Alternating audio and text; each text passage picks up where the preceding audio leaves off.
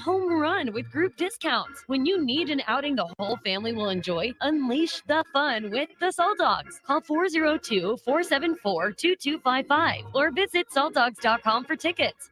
If you're in Lincoln, Waverly, or the surrounding area, listen up. Select Plumbing gets it right the first time on a variety of issues for your home and business, including general plumbing, water heaters, faucet and fixture repair, underground sewer and water repairs, backflow testing, and more. Keep your property free from leaks and other issues. Call today for a free estimate at 402-560-6197. Plus, they're hiring service plumbers. If you're in Lincoln, Waverly, or the surrounding area, contact Select Plumbing to inquire at 402-560-6197. You deserve the best. With the Liberty First MasterCard, you can pay down your high-rate debt and could save hundreds when you transfer the balance. The Liberty First Credit Union MasterCard has no balance transfer fees, no cash advance fees, and no annual fee. And with a fixed rate as low as 9.99% APR and you choose rewards, you'll be able to manage your card your way. Visit libertyfirstcu.com. Rates and terms are based on your credit and subject to change. Federally insured by NCUA. Liberty First Credit Union. Banking with purpose. Summer is near. Now's the time to clean or replace your furnace filter to get the most out of your AC. Find energy-saving tips at les.com/save-energy. Our Remington Homes has really expanded and taken off in the last 5 years. Bob Benish of Aspen Builders, talking about their exciting new division, Remington Homes, which makes the home building process easier and more affordable. The exciting thing about a Remington home is you get to choose your floor plan from predetermined floor plans. You can select your options. We give you a lot of choices. By selecting certain floor plans, they're just easier to build. And you couple that with our great lot selection in all different areas. People do not want to be married to their house payment. They want to get a nice house with nice finishes in a great area for an affordable price. And that's what Remington Homes are all about. Home building is easier with a Remington home from Aspen Builders at 423-6811. Online at remingtonlincoln.com. remingtonlincoln.com. Vershawn Jackson for Brandt Excavating. Brandt's been in business for 29 years, and they specialize in a variety of things. If you're looking for someone to get the job done in precision demolition, excavating, trucking, mass grading, and site prep, Brandt is the place to call. To set up a quote or learn more, call Brandt Excavating at 402-474-4113 or go to BrandtExcavating.com. They're also hiring, so join the team today. Brandt Excavating, a part of the Bauer brand, who reminds you, go Big Brand! This is Lincoln's home for sports talk on the FM dial. The home of Kansas City Royals baseball. KNTK FM Firth, 93.7 The Ticket. This is 93.7 The Ticket. Look at me, short. Look at me, short. I'm the captain now. Three-time national champion Vershawn Jackson. Touchdown. Vershawn Jackson, 34, gets the touchdown. Terrell Farley, defending Terrell Farley, who last week in his first start was a holy terror. Number 43. And Jake Bockovic. I've talked to a few cats. They said that Bock got some game, man. Coming at you live from the Coppels Chevrolet GMC studios in the heart of Lincoln, America. On air and online at theticketfm.com. Powered by Bauer. Here he is, Vershawn Jackson.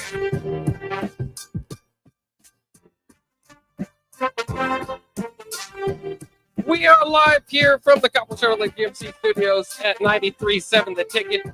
For the captain, you will notice Terrell is not going, so maybe the captain obviously has been off. I could do that. I'm not as good at the drum roll. He usually does the drum roll thing, right? He goes, want to give it a try?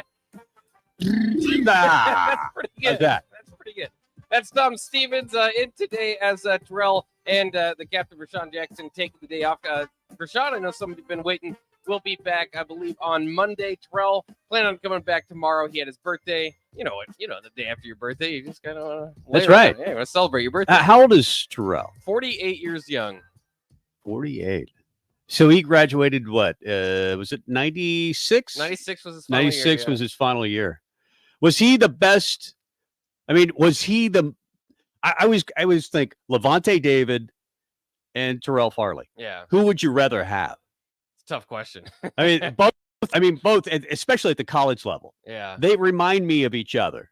They're so fast. I remember Bo at the end of games, like Levante would have 16 tackles, couple sacks, interception, strip balls, and they would ask Bo about it. He goes, "Well, he was in the wrong spot the entire time." He wasn't listening to us. He just knew where I mean, those guys had the same ability. They just knew where the football was going to be. Their instincts were incredible. Yeah, I do think it's interesting because I think, Nebraska 1995, we always like to argue it as one of the best teams of all time. And I don't know if you could do that without Terrell. I think, it's, there's a lot of really good teams. So you can do that with almost any team. Take one of their best players off, like the 2019 LSU. If you take Jamar Chase off, or they're, because you're competing to be the best, but he's one. I mean, there are guys that you could take off the team and still argue that, but Terrell, I don't think is one of them. He was just so fast. He's what I would hope. And it probably never happens, but like an Eric Fields, you're hearing all the hype about Eric Fields. I hope that, he won't be Farley because there aren't any Farleys out there, but I hope he becomes some version of that. Yeah, hopefully we'll see. I mean, this is a new program with Matt Rule, and that's kind of what we're going to do today. We're going to preview the season. Tom and I used to actually do a show together. So did we? Yeah, we did. Oh yeah, it's coming back to me. That's right. If you have a hard time remembering, this is kind of what it sounded like. This is Tom and Bock coming at you live from Coppell Chevrolet GMC Studios in the heart of Lincoln, America on 93.7 The Ticket and theticketfm.com. Here are your hosts, Tom Stevens. I'm not commenting on that until I'm ready to comment on it. Jake Bockoven. You watch the game. You figure it out, huh? What do you think? Tom and Bock starts now. We love Bo. We like to pick on our ex-coaches on our show, and so maybe. Did you ever interview Bo? I don't think as like professionally. I ran into him jogging once in the Haymarket. Yeah, I ran into him. Of course, I went to some of the the pressers, and he was just. It wasn't that he hated you; he just hated everybody. That's right. And even people that he loved, it sounded like he didn't like them, and he loved Sipple. Yeah. Of course, he didn't like Dirk. He had his battles. But I remember I was in a line at Starbucks once, and there's Bo. I go, "Hey," thinking he knows who I am, and he's like, "Yeah, whatever." Another Nebraska. Yeah. Whatever. But there's things I miss about Bo. Oh, I love Bo, but I still kind of think that because we were talking about this the other day on the water coolers, like which former coaches would be celebrated if they came back. I still think if you brought Bo back and 80% of the fans were excited to see him and all Don't you think they will? They brought Solich back. I think they will. I think you bring Bo back. I don't think he's going back to college coaching. But he'll probably just like snarl at the folks that he didn't like or didn't, he'll focus on the guys that don't like him. They'll honor him either before the game or at halftime or spring game, something like that. And then they'll have to bleep everything. That's right. It'll be great. I do hope at some point they do honor Bo, and I think that they will. You think it's kind what of was weird. his right? I mean, what was it? 76 and it was ridiculous. Exactly. It was pretty darn good. He went through that stretch where he always won 9 or 10 every year, 7 years, and he had one of the top 5 records in college football. Yeah. There's like there was a time there was like just them and Oregon and Alabama and maybe one other team that had that many 9 or 10 win years in a row. And it's just that when they lost big. Yes. Did you think it was time to move on from Bo? I did. I just didn't think it was time to move on to Mike Riley. That's right. And I think that's probably the case. What about Solich? Did you think I thought that as well. And man, I think I was wrong. I think I'm still right on Bo. They just chose the wrong guy. Yeah. And they chose the wrong guy as well on Bill Callahan. Because Solich was 58-19. Yes. He just 58-19. I mean, how many games would Scott Frost had to win in a row to get the? I mean, there's no way. He couldn't even get to Mike Riley. He had to win 19 in a row or something like that to get to Mike Riley. So I thought that they made the right move to move on, but he changes his entire staff. He hires Bo Pelini because we know those guys didn't want to coach anymore. Bill Tenneper was just tired of getting on airplanes and going recruiting. And the back end of the Tom Osborne. The back end. Yeah, he was kind of stuck with that staff. that just had won their national titles. They had gone through 60-3, and they'd won 3 or 4 national titles. They had done everything. They didn't really need to coach anymore. And I think the motivation for those guys, they were still trying, but they were past their heyday, I think, to a certain extent. And so he hires this all new staff, and it was given 1 year. And after a 9-3 season, they're blown out the door, which is crazy to me. But you have to remember too, again, it's hard to explain to somebody that's maybe younger and hadn't lived through it. Like 7-7, when Nebraska went 7-7, that was like the end of the world. Like how could Nebraska not have a winning record? How are we not a top 15 team? We belong. It's a birthright. I still think had Solich, his best team was actually 99. Yes. And we all remember Correll Buckhalter, you just fumbled at the 1 yard line and you end up losing that game. You beat Texas in the Big 12 title game. Nebraska was the best team in college football, I thought, that year. They ended up beating Tennessee in the Fiesta Bowl. But Florida State and Virginia Tech with that Michael Vick year. Yeah. And that was a great game. Those guys ended up playing for the national title. But Nebraska was the best team in college football, I think, that year. Yeah, if you had a college football playoff, then maybe that would have been the case. Also, don't forget they were number 1 half of the way through the year 2000. Like, that's how much of an impression they left in 99. The 2000 team wasn't quite as good, but I mean, they were still pretty darn good. And again, that's what you've let go in the past with Frank Solich, is, at least being up there. But again, the drop off looked like it was coming. You could say this or that about recruiting, but at the same time, again, I always go back to that Bo Pelini defense, that 2003 defense. Maybe they weren't recruiting like Tom Osborne and necessarily on offense, but I mean, they had Barrett Root and DeMario Williams and the Bulldogs twins and Fabian Washington, and they just were loaded. They were loaded. Would you take that 2003 defense? You'd probably still take the 2012 defense. 2009? Defense. Yeah. I'm sorry, 2009 defense. Yeah, I think so. I think when I think of the great defenses, I think 99 has to be one of them. I think 2003 and 2009 probably haven't had anybody too much into the conversation lately. Oh, and that was a miserable offense. Yes, 2009. That was terrible. That was the year they lost to, what'd they have, 8 fumbles versus Iowa State? Yeah, they lost 9-7. I remember Niles Paul about to run in for a touchdown and just dropped it. Yeah, Burkhead did the same. It was just everybody that day. Yeah, that was crazy. I remember they would get into field goal range, and the fans would just yell, "Kick a field goal! Kick a field goal before you screw it up." You have Alex Henry. Now here's the question, because Rico phrased this to me the other day. Is basically, would you take the 8-4 Iowa last year, 8-5, whatever they ended up? Would you take that season with how putrid their offense was, but knowing that great defense? And that's when I said, like, right away, like, that's the 2009 team. Yeah. And at that point, you at least have hope that some sort of throw something around on offense and you can get something going. But that, like, the Iowa's defense is incredible. Their defense and special teams go into games knowing we have to score like 10 points to win today. Yeah, I remember, was it 2 years ago? Where Nebraska had the lead, and my wife called me and said, "We're going to beat Iowa." And I go, "No, we're not. They're going to block. They're going to do something." This thing, of course, they finally did it last year on the road, which was awesome. Trey Palmer, but you knew that they were going to do something probably on special teams, and they blocked that punt, and you knew the game was over. Yeah, and you did. I mean, they said that, even like reporters from the sidelines said, like, Scott Frost put his head down. You could tell, like, the collective, like, on the sideline, like, the whole team was just like, here we go again. And that was the Scott Frost era. And we because Tom and Bock was on during that show. Our whole mantra we were on during that game. We 6. were watching that game here in the studio. That's right. But our whole thing was just win 6. It turned into just win 5.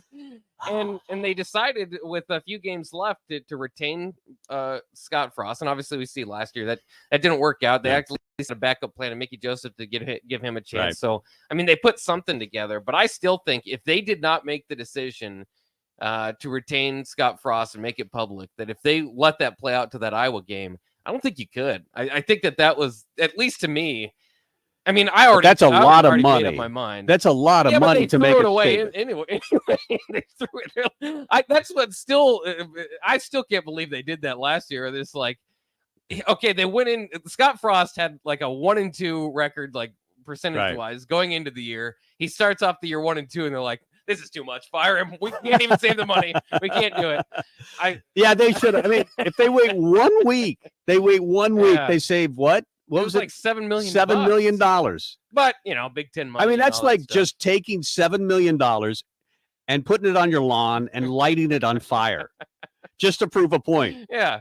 Just because, and I get it. You're not supposed to lose to Georgia Southern. But again, maybe it was me. Maybe a lot of people were drinking the Kool-Aid. I wasn't that shocked. Like, I was surprised. I didn't pick them to lose to Georgia Southern. But it's Scott. This is what you have had for Right. 4 years. Well, couldn't you have just said, well, just you're still the coach, but just don't show up this week? That's pretty much. And that was the whole thing for the year. It was like, Scott, we believe in you, but we really don't believe in you at all. So we're going to bring Mark Whipple in. Please don't touch anything. And, ride down the, just. By the way, along. we had on the Rewind, Husker Rewind, we do it every Sunday. I'm a shameless plug. No, every Sunday, 5 to 7 with Mike Melby and myself. We had Bill Bush on a couple weeks ago, and he was fantastic. And I asked him about the onside kick. Fearful a little bit to ask him about the onside kick. And he still defends it to this day.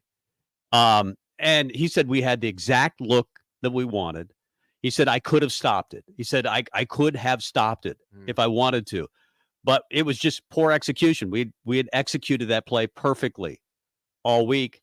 We had the exact look that we didn't, and then we just didn't execute. Yeah. But you still hear people, and I've been there as well. So that's the dumbest move in the history of college football. You're up 11 and an onside kick, but he still defends it. And that's one thing that, and I love Bill Bush. So, well, to be fair, Bill Bush as the special teams coordinator should defend it. If you know what I mean? Like, right.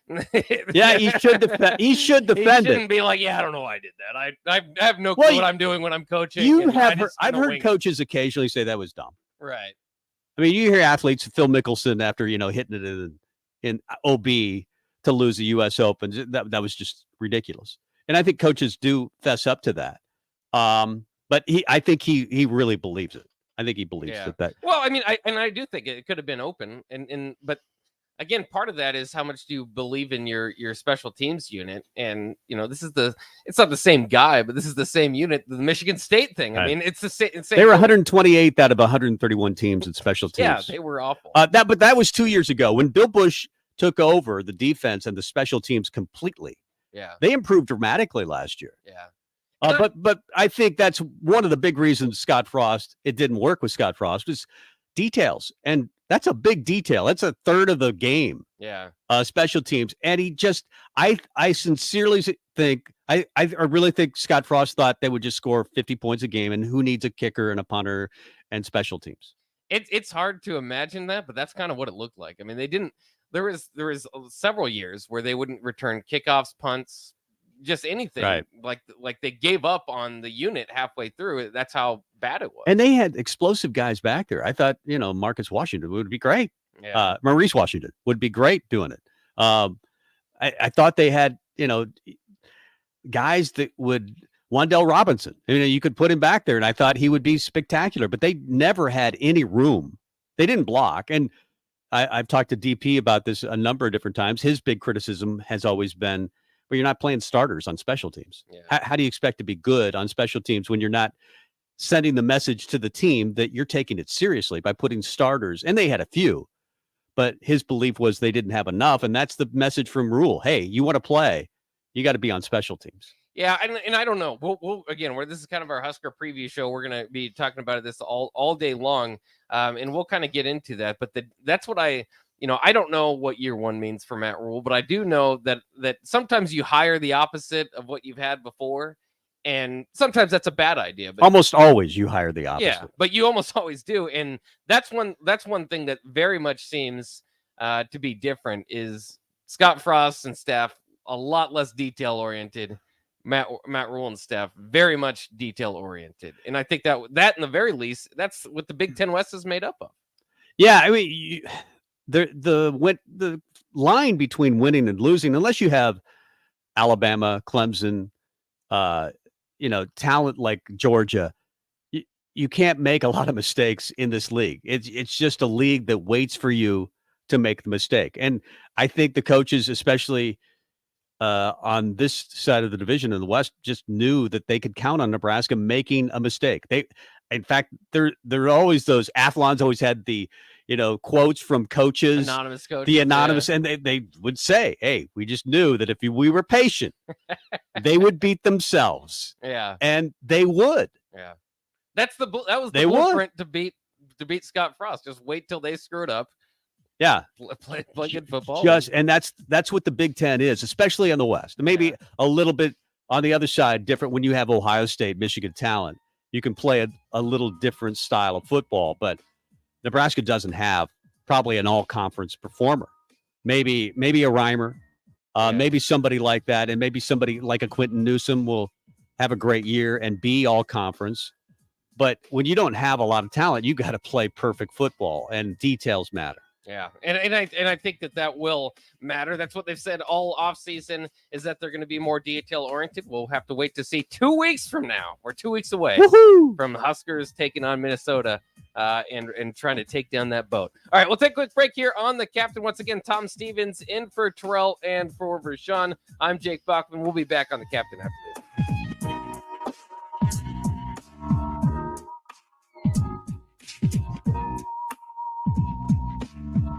Summertime is in full swing, and it's time to get to work on outdoor projects. Deck City is a great place to start as Lincoln's local source for everything decks. Deck City has everything you need to build the deck of your dreams, from treated lumber to Westbury aluminum railings and TimberTech composite decking. They offer advice from real deck professionals to give you proper guidance to make your project go smoothly. Call them today to schedule an appointment at 402-480-6671. Go online at deckcityne.com or visit their new location just north of 33rd and Cornhusker Highway. Deck City, your local deck experts. It's August, and that means summer is winding down and the kids are back to school with lots of fall activities coming up. All great things, but also cause lots of stress. Instead of letting your nerves get the best of you and cause uncomfortable tightness, get ahead of it all with a massage from The Body Shop. The Body Shop in Lincoln is your place for all types of massages. Deep tissue, hydrating, sports, Swedish, hot stone, aroma, and more. And don't forget about their couples massages. Book your appointment today at thebodyshoplincoln.com. The Body Shop at 48th and A. Our Remington Homes has really expanded and taken off in the last 5 years. Bob Benish of Aspen Builders talking about their exciting new division, Remington Homes, which makes the home building process easier and more affordable. The exciting thing about a Remington home is you get to choose your floor plan from predetermined floor plans. You can select your options. We give you a lot of choices. By selecting certain floor plans, they're just easier to build. And you couple that with our great lot selection in all different areas. People do not want to be married to their house payment. They want to get a nice house with nice finishes in a great area for an affordable price. And that's what Remington Homes are all about. Home building is easier with a Remington home from Aspen Builders at 423-6811. Online at remingtonlincoln.com. remingtonlincoln.com. Big box stores are tempting for buying equipment for your high schooler in sports or for yourself in your sports leisures. But buying new is awfully expensive. Why not go somewhere with new and used options? Play It Against Sports has quality, slightly to gently used equipment, and 50% of their inventory is actually new equipment. And it's more than baseball, softball, and golf. They also have equipment for disc golf, fitness, hockey, and more. Plus, they're always buying products. Bring your gear you're done with and get trade money on the spot. Play It Against Sports at 48th and Vine. Are you working in or looking to get into the electrical construction industry? The electrical workers of Local Union 265 are now hiring licensed journeymen and apprentices and are offering great pay and benefits. Call Mike at 402-875-1034 to apply. Start your electrical career today. This is former Husker and NFL linebacker Jay Foreman. For years, I've suffered from degenerative problems in both of my ankles, but thanks to a thorough and thought-out plan provided by Advanced Medical Imaging, I was able to get my life back with the least amount of pain as possible. While working through multiple options, the team of physicians at Advanced Medical Imaging were there to answer any questions I had. If you're experiencing any pain at all and want to get your life back, go to amimaging.com or give them a call at 402-484-6677. Advanced Medical Imaging, located at 7601 Pioneers Boulevard. Integrated Life Choices has been inspiring opportunities for individuals with disabilities for more than 15 years in Lincoln and across Nebraska by offering a number of services. From group homes to independent living resources and job training, you'll find the support that allows people to live fulfilling lives. They're also hiring. If you're looking for a rewarding career supporting people with developmental disabilities, you can check out open positions along with learning more about services at ilc.net. Integrated Life Choices. Junior Achievement of Lincoln inspires and prepares young people for success. Learn more about the people involved in the organization and the success stories over the years each Thursday from 7 to 8 p.m. for the Junior Achievement Hour on 93.7 The Ticket and theticketfm.com. Hi, Sean Callahan here for Koppel Chevrolet GMC, and Bob just wanted to say thank you for a record-setting July here at Koppel. The summer sales event continues in August, and the incentives are crazy good. Check this out. We got 0.9% financing along with a $2,500 trade-in rebate on select new models. You heard right. 0.9% financing has been extended along with a trade-in rebate. Also, our GM-certified used inventory is filling up fast, so make that money-saving drive to Koppel. It's just south of the interstate, or shop online at koppelcars.com. You'll be glad you did. All deals with roof credit. Ever wish you had another light switch on the other side of the room on a dark night? How much better would you sleep at night if you had a ceiling fan in your room? The High Electric Service Department is here to make your electrical what-ifs a reality. Whether you're looking to replace some outdated light fixtures or brighten up your counters with under-cabinet lighting, High Electric can handle all types of residential electrical installations and services. Give Erica a call at 402-466-6606 or visit high-electric.com to get started. Wall-to-Wall Wine and Spirits is now open in Lincoln. Shop our expansive collection of wine, beer, spirits, and cigars at 5040 North 27th Street. From top-shelf liquor to crowd-favorite beer, Wall-to-Wall Wine and Spirits has a beverage for every taste and every budget. Plus, join our loyalty program to earn rewards and save on future purchases. Shop Wall-to-Wall Wine and Spirits at 5040 North 27th Street in Lincoln. That's 5040 North 27th Street. This is where it happens. Long hikes with friends, kayaking adventures with family, more horseback riding, zipline gliding, rock face climbing, hammock camping fun than you could ever imagine. And it's all outdoors, amongst the trees and across the prairie, here beneath Nebraska skies. Plan an outing today at yournebraskaadventure.com. Sponsored by Nebraska Game and Parks, aired with the Nebraska Broadcasters Association and this station.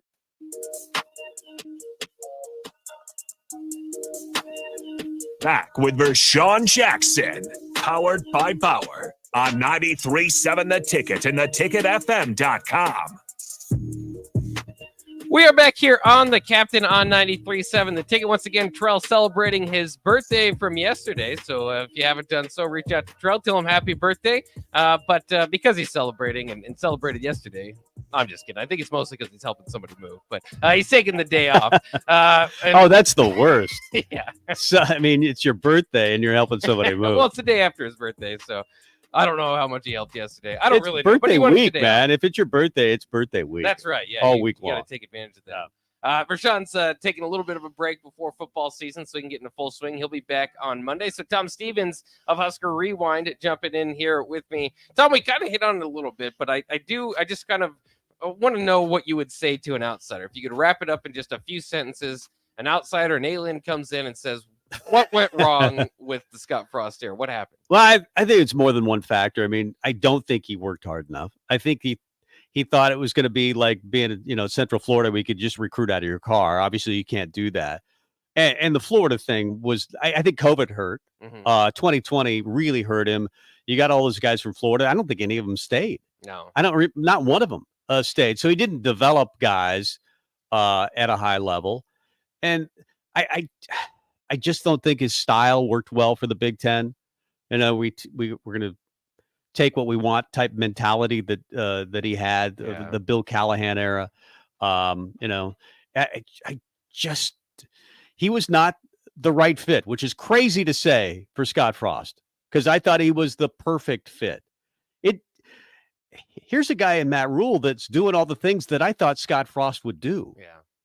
To a certain, maybe in a different way. I mean, we knew we were getting a guy that liked to spread offense, liked to run a little bit option, and a little maybe more trickery than Tom Osborne ran. But I think Matt Rule has really embraced the voice of Tom Osborne and Frank Solich, and not that it's going to work, but I think he realizes that physical football kind of works in the Big Ten. Yeah. And I don't think that Scott Frost ever understood that. Yeah, I think that's right. I mean, it was, and that's why last year's plan again to me didn't make a whole lot of sense because you were finally, if you're going to keep Frost, like to hire Frost, the point was his offense. I mean, that's what he brought to you. Yeah. And so when they finally got to the point of like, well, let's make him a CEO and not use his offense, and it's like, well, that kind of defeats the purpose. But at that point, again, maybe it was just to save money. Or I also think that he brought in a staff that was way out of their league. Yeah. They're way over their head. It's just a different. And actually, I'm a little skeptical with Matt Rule's staff as well. They're really young. Yeah. You have a 22-year-old wide receiver coach. You brought in. He's a little older than 22, but I think he's 24. Is he 24? Okay. Yeah. But you brought in a very young wide receiver coach, probably the youngest in the country. You brought in a high school coach in Wager that already hasn't worked out. Yeah. You had to bring in Josh Martin, who's still young. He's 35. I think the difference is these guys work really hard, and the message is always the same. And that's something that Frost would say something, then a coach would say something else, and another coach would say the message was never clear. And if it's not clear to us, it's definitely not going to be clear to the players. That's one thing that I'm really excited about is the message seems to be uniform, and he's going to. I think he's actually using Tom Osborne. I never understood why a Hall of Fame coach in your own backyard wasn't being used. Yeah. Whether it was Bo Pelini, I don't think Bo Pelini used him at a high enough level, and certainly Solich did because that was kind of his mentor. But Frost didn't. I don't think. I really don't think he did. It's interesting because there will be those among the fan base that say you kind of got to move away from the Osborne stuff and finally move. It doesn't even have to be what did you call on third down in this situation? It just he's a wise guy. Yeah. I mean, he's really one of the best college football coaches of all time, regardless of how you rank it. And just smart. Yeah. A doctorate of psychology. If nothing else, use that part of it. Yeah. Because I think he's just a calming voice that you could rely on. I mean, and we all know that, Rule's going to go through it as well. Frost certainly did. It's tough being the coach at Nebraska. I mean, Bo Pelini said it all the time. I was at LSU. I was at Oklahoma. It's way tougher here. Yeah. Way tougher here. And I think Rule has already complained about that. We talked about the wide receiver coach. He said he's had to defend him, and he's said he's had to defend him to Nebraska fans, which I think bothers him a little bit. Yeah, I mean, and he did when DP asked him at Big Ten Media Days too, like, what's one adjustment about here? And it's the fishbowl. It's the fact that no matter like every small detail, and he was talking about particularly like punishing the kids or the players without necessarily making a big deal out of it because he wants to be able to discipline his team, and he think that's the way to get them back on the right track.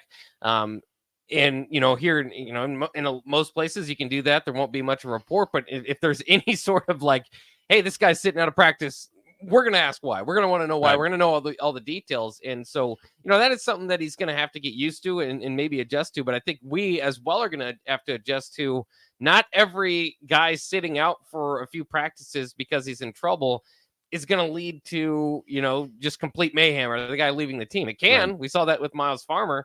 But like an Anthony Grant, I mean, or a Joshua Fleeks, I mean, we're seeing these kind of disciplinary things, and then you get maybe it works, or hopefully it works and gets it going. But it doesn't have to be the biggest story. But of course, it is here, and parts of that is us because we want to talk about. We have something to talk about every day. We want to talk Huskers. You guys want to listen about the Huskers, and that's what makes Nebraska special. So I don't want to take it away. I don't want to make it sound like it's such a bad thing, but it's an adjustment for a coach. Yeah, you have to be able to separate the fishbowl, and I don't know how you do it because he has to talk. It drove Pelini crazy to have to talk to the media every day. I mean, because he was like, I think he had a good rapport with his players, and then he had to go outside of that and maybe deliver a message about an injured player, or what happened on third down, or what, and yet. So it's tough for a coach to be consistent with the message when you have to deliver the message in a different way, probably than Bo Pelini would deliver it to his team. Yeah. Matt Rule, I just appreciate the honesty though. And it's hard to trip that guy up. He really says the same thing. The message is clear over and over. It's clear that he's a really high IQ guy. I think I've heard him say that he reads a book a week. Where does he have the time to read a book a week? I don't think the guy ever sleeps. Will it work in year number 1? I know we're going to deal with that question. I don't know. I have no idea. I know it's roulette and, hey, we're winning the offseason again, that type of thing. But I think much more than ever, because the Frost era didn't work, people are so skeptical. And mostly because of 8/31. I mean, you know what you're facing. And then the following week, I think Colorado could be better. You heard Urban Meyer, I think, last week say he thinks Colorado's going to be really good. So, I mean, it's not you don't get La Tech. I wish they could get La Tech. Yeah. I wish they could get something easy out of the gate. Easy out of the gate, because it's really going to be tough to beat Minnesota, knowing how they manhandled you. Yeah. They just manhandled. And we'll see. I mean, that's a tone setter for the season. If they win that game, your expectations skyrocket. If they lose that game, and I'm not going to say it might be better long-term to lose that game, but at least for fan expectations, it might be good to kind of table it that way. If they win that game, people are going to be expecting a Big Ten championship in year 2. And I think it might take some time. I mean, we'll see. I mean, it'll be a rocky, kind of ride. I think either way in year 1.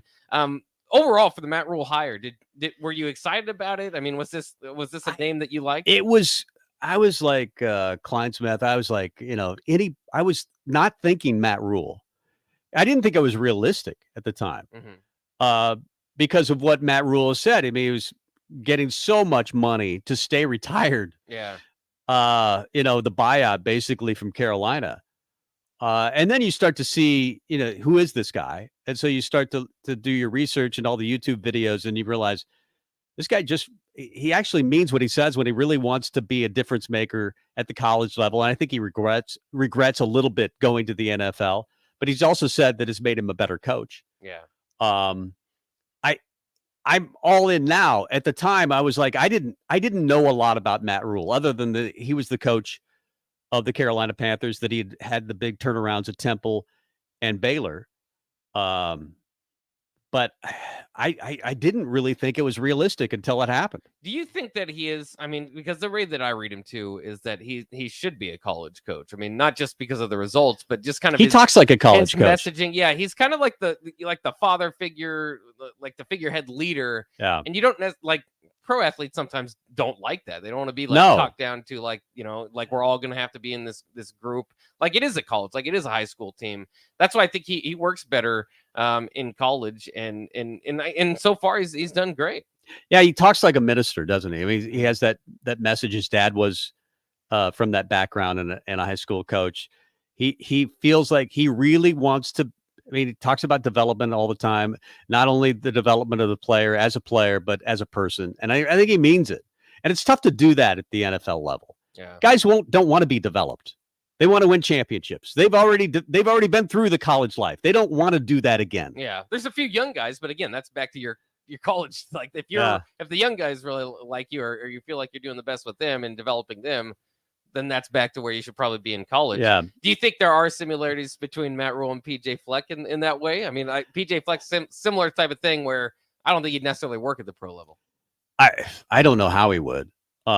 He's too. I mean, whatever he's doing, obviously, is working. I didn't think it would work with PJ Fleck at the college level, with the whole row the boat thing and the slogan. I mean, just one slogan after another. Yeah, sloganeering. Whatever he do, but he has dominated Nebraska.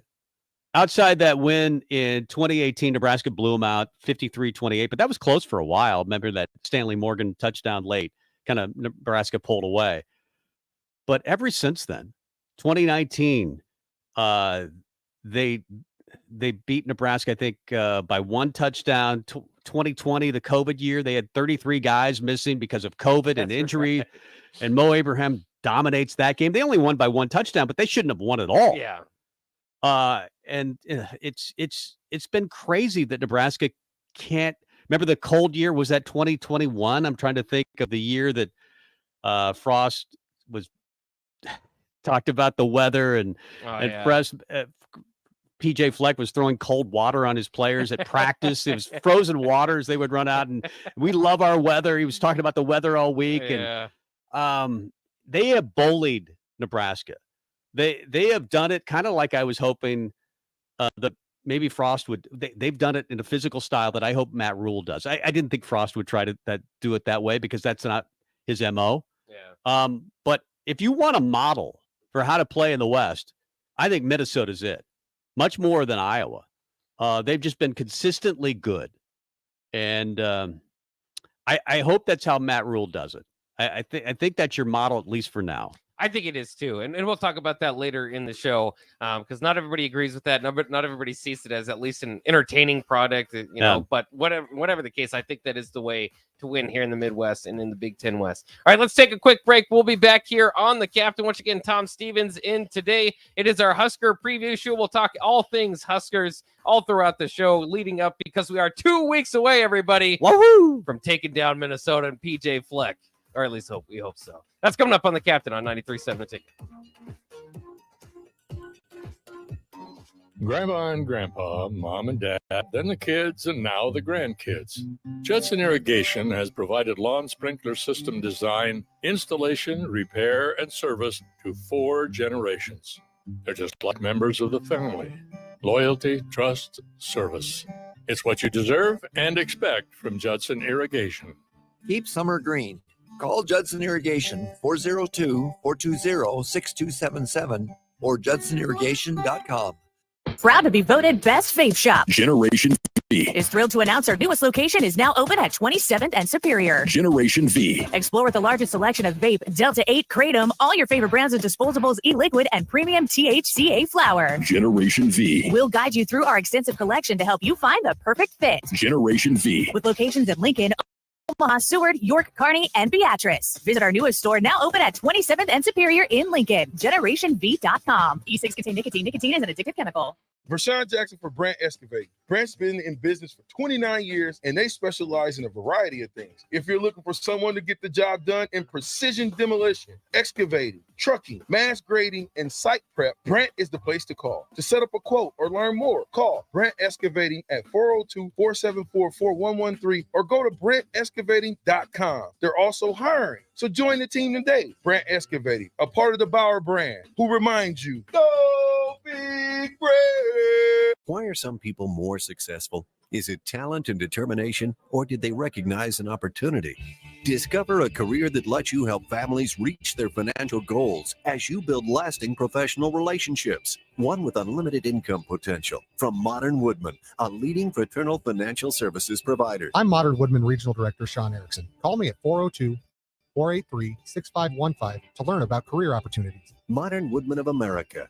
Touching lives, securing futures. This is where it happens.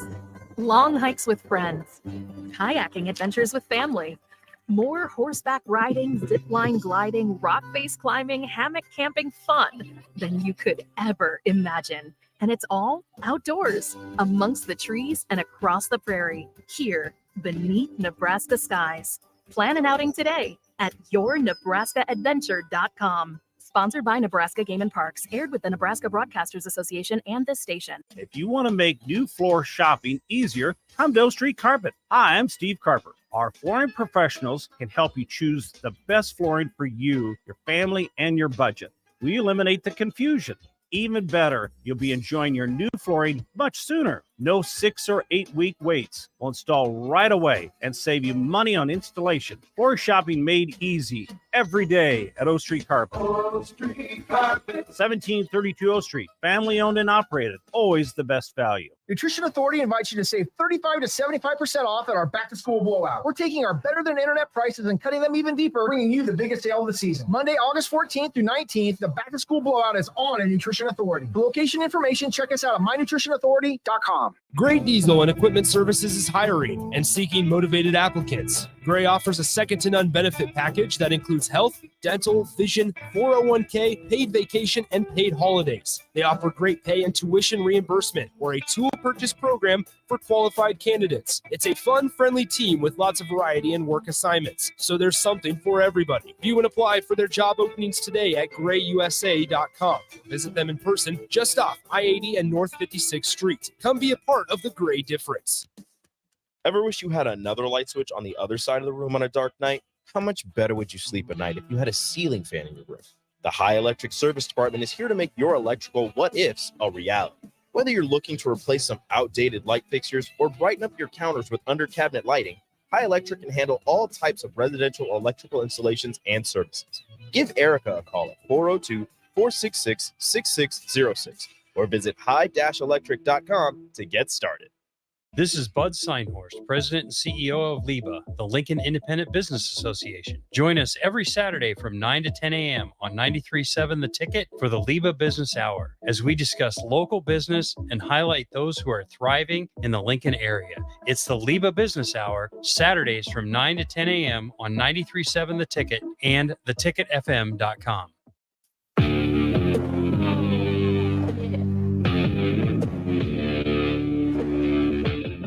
Back with Vershawn Jackson, powered by Bauer, on 93.7 The Ticket and theticketfm.com. Shout out to the guys at Bauer Underground. We do it every day. Bauer Infrastructure, Bauer Underground, Brandt Excavating. It doesn't sound as cool unless Terrell and BJ here, so I won't do the whole thing. But shout out to them again for sponsoring the show. Once again, Tom Stevens in for the guys as we have our Husker preview show rolling along. And one thing that I know about Tom, having been doing radio with him for at different points, different levels for 10 years, is that you get kind of frustrated at how quarterback dependent the Nebraska offenses have been in the past, whether that be Taylor Martinez, Tommy Armstrong, Adrian Martinez for certain, and even Casey Thompson to a degree last year. Yeah. Once he fell out of the rotation, Nebraska's offense got particularly struggled quite a bit. Do you think that you're kind of set up for the same thing here this year with Jeff Sims, a pretty quarterback-dependent offense? Well, it depends on how much you can run the football. If they're able to run the football, and they do like that running back room, I think Gabe Ervin might be the start at this point, although Anthony Grant was the guy who almost broke 1,000. We know that hadn't happened since Divine Azigbo in 2018. Yeah. We're still looking for a running back dominant offense. If you have that, if you have 1,000-yard rusher, and I'm not sure Nebraska does, if they had even 1,800 between the three of them, Ramir, I think, can play at a high level, then I don't think you have to be quarterback dominant because those play actions work. And then you can roll out Jeff Sims or, take shots downfield. I think the belief is that because they want to run power football that they don't want to be explosive. I think they want to be explosive. That's the reason you recruit guys that can run 10-200s. If you could get, say, Malachi Coleman up to speed, he runs a 10-5. I don't think they have a Trey Palmer this year, so that's going to hurt you. And he's looking better and better every day. Looks like a bigger loss. Because they just lost Gage, I believe, to a season-ending injury. But the problem he has is Baker Mayfield is throwing to him. Yeah. Well, Kyle Trask delivered one right in the money when he beat Sauce Gardner, and nobody beat Sauce Gardner last year. Well, and he runs a 4.33. Yeah. I mean, it was the fastest at the combine. Yeah. And I guess that's what excites me about Sims is he runs a 4.4, but maybe so did Martinez, he ran a 4.5 anyway, but you don't want him running all the time. The thing that is my biggest fear with the quarterback situation is Nebraska would use Adrian on 3rd and 2 with the quarterback run game. And inevitably by the middle of the season, he was banged up. Yeah. I don't mind Jeff Sims running. I think they should run him, especially in the red zone. But you can't run him 20 times a game like Nebraska did with Martinez or Armstrong or, Taylor Martinez. Yeah. They were always getting banged up in the Big Ten, especially. Not so much in the Big 12. I don't remember that happening at a higher level in the Big 12, but I think they want to hurt you in the Big Ten. I really do. If the quarterback's going to run, I think they want to hurt you. Well, and it's kind of interesting, too, because you've got these different views on it. And certainly it makes sense. More hits, more likelihood of injury. But then sometimes I think back to that option offense too, where it's like the quarterback knew he was going to get peppered. And in fact, he oftentimes wouldn't get any statistical yardage that he'd get peppered as he was pitching the ball, planning for it. Or Casey Thompson got hit and he never ran. Hardly ever ran. Yeah. But we remember that Rutgers game last year. I mean, he was just pummeled. Yeah. But that was mostly on the offensive line. Now we're hearing the protection is a little bit better. The whole key is, can you run the football? If you can run the football, you can do anything you want. How much better do you think the protection can get? You got the same tackles who Pro Football Focus graded out pretty poorly last year. Do you think, year 2 under Donovan Raiola, new coaching staff, that's the one that they retained? Yeah, well, and you have Rule saying, hey, I love these guys. And he's saying the right thing. Even if he doesn't love these guys, he can't come to the media and say, these guys just aren't good. I don't need to recruit we got to get new guys in here quick.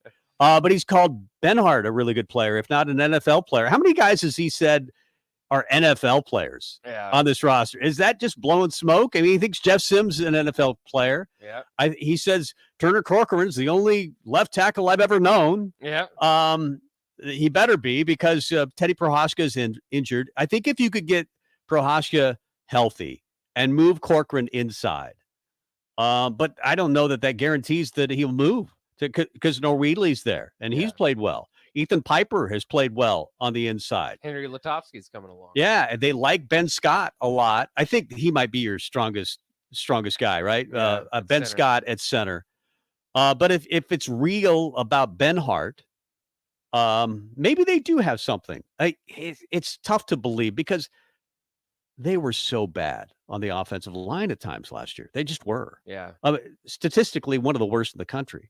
But you heard the last practice, originally Matt Rule said the defense dominated. Then he kind of backtracked a little bit and said, well, it was more procedural stuff with the offense, and they didn't allow any sacks. So so I don't know what to believe about the scrimmage. I think they'll have another scrimmage this Saturday, the final one before their first game. But for me, it's the offensive line, they've got to be good. And if they are good, then that means you can run the football. And then you don't have to be so quarterback dominant. And that's our question. And I can't wait to see if that pays off in year one, because I do think that that's the long-term goal, is to get the focus back on the lines, which needed to happen a long time ago in the Big Ten. Yeah.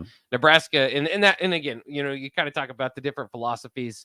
But Mike Riley and Scott Frost, they've got kind of these offensive ideas with skill position players and all that. I kind of like what you're saying, and what Matt Rule is saying is let's get back to offensive lines, running backs, tight ends, and then you could still have speed. You could still recruit big time playmakers, and use them as much as you can. But at least you can always kind of fall back on something. That's what we kind of talk about, an identity with an offense, and usually that's a run the ball guy saying you got to be able to run the ball. And I'm there. I'm one of those guys. So we'll kind of see how that goes. Obviously, on the flip side, the defensive line. Same type of thing. I mean, we could talk all we want about the offense and the struggles that they're going to have. Line play is on both sides and is very important on both sides, and hasn't been corrected at Nebraska. And so maybe here when we get back, we talk a little bit about kind of your thoughts on the 3-3-5 and that defensive line, and love to, and kind of where we go with the black shirt side of the ball. So, all right, we'll take a quick break. We are up against it. So we will take a break here on The Captain. We'll be right back. Again, it's our Husker preview show here on The Captain. We'll be talking all Huskers for the next hour. It's the fastest 2 hours in radio. One down, one more to go. Stick around with us. We'll be back on The Captain on 93.7 The Ticket.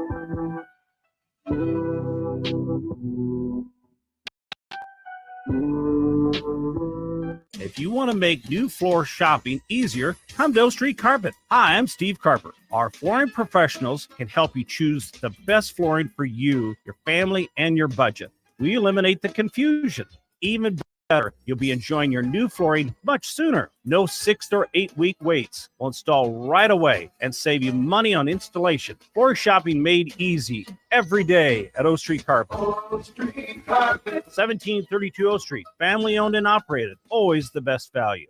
Mary Ellen's Food for the Soul. Smoked meats, amazing sides. The only problem when they fix you a plate is that at some point, that plate will be empty. But hear me out. What if that plate was never empty? That dream can be your reality with the Mary Ellen's Express Lunch Buffet. From 11 to 2 every Wednesday, Thursday, Friday, and even Saturday. One price, all you can eat, and it even comes with a drink. Tell your boss you're taking a long lunch and get down there. Mary Ellen's Food for the Soul at 29th and Pine Lake. Let them fix you a plate. Big box stores are tempting for buying equipment for your high schooler in sports or for yourself in your sports leisures. But buying new is awfully expensive. Why not go somewhere with new and used options? Play It Again Sports is quality, slightly to gently used equipment, and 50% of their inventory is actually new equipment. And it's more than baseball, softball, and golf. They also have equipment for disc golf, fitness, hockey, and more. Plus, they're always buying products. Bring your gear you're done with and get trade money on the spot. Play It Again Sports at 48th and Vine. A lot of businesses say that they're family focused. But when tough situations in life arise, the business feels anything but for your best interests. James Enterprise Incorporated is hiring, and they will always treat their employees like family, as they do with customers. James Enterprise Incorporated is hiring Class A and B CDL drivers, a shop tech, and diesel mechanic. If you're looking for a career with a company that goes above and beyond to value you and your family, apply today at jamesenterpriseinc.com or call 402-432-6740. There's a buzz in the air at Kansas as drivers fight to move on to the next round of the playoffs. NASCAR Playoffs Weekend at Kansas Speedway, September 8th through the 10th. Get your tickets today at kansasspeedway.com. Rosie Sports Bar and Grill, open for lunch and dinner at 10th and P or at 1501 Center Park Road. Hey, it's Jake Bock. Join me, the captain, Rashawn Jackson, and the black shirt, Terrell Farley, on Monday, August 21st at Club Pilates for their grand opening and ribbon cutting. We'll be there from 10 a.m. to 1 p.m. for the captain and the ticket water cooler. That's all this Monday at Club Pilates at 83rd and Holdridge. Your home is your empire. Protect it with Empire Fence. Get a free instant quote with the online estimating tool at empire-fence.com. See an upfront estimate with no hidden fees. An Empire Fence can provide privacy and improve the appearance of your home. Keep kids and pets in or out of your yard. Increase security and add value to your property.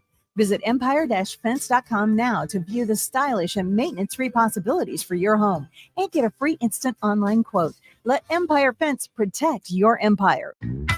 Ironhide Construction has an immediate opening for an administrative assistant in their Lincoln office.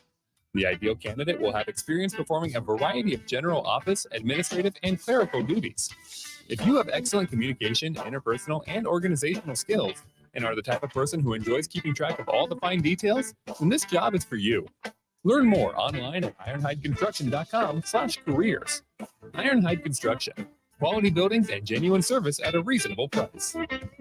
93.7 The Ticket. Fox KFXL weather. Sponsored by John Henry's Plumbing, Heating, and Air Conditioning. The Lincoln forecast for today, it's looking like a very pleasant day with mostly sunny skies and a light breeze. The afternoon high should be around 82. Tonight we'll see clear skies with an overnight low of around 59. Tomorrow we'll see more sunshine, a little bit breezy and warmer. Tomorrow we'll see an afternoon high of around 90. The meteorologist Kyle Tucker for 93.7 The Ticket, ticketfm.com. This is Lincoln's home for sports talk on the FM dial. The home of Kansas City Royals baseball. KNTK FM First, 93.7 The Ticket. This is 93.7 The Ticket. Look at me, sure. Look at me, sure. I'm the captain. Three-time national champion Vershawn Jackson. Touchdown. Vershawn Jackson, number 34, gets the touchdown. Terrell Farley, defending Terrell Farley, who last week in his first start was a holy terror. Number 43. And Jake Bockovic. I talked to a few cats. They said that Bock got some game, man. Coming at you live from the Coppel Chevrolet GMC studios in the heart of Lincoln, America. On air and online at theticketfm.com. Powered by Bauer. Here he is, Vershawn Jackson.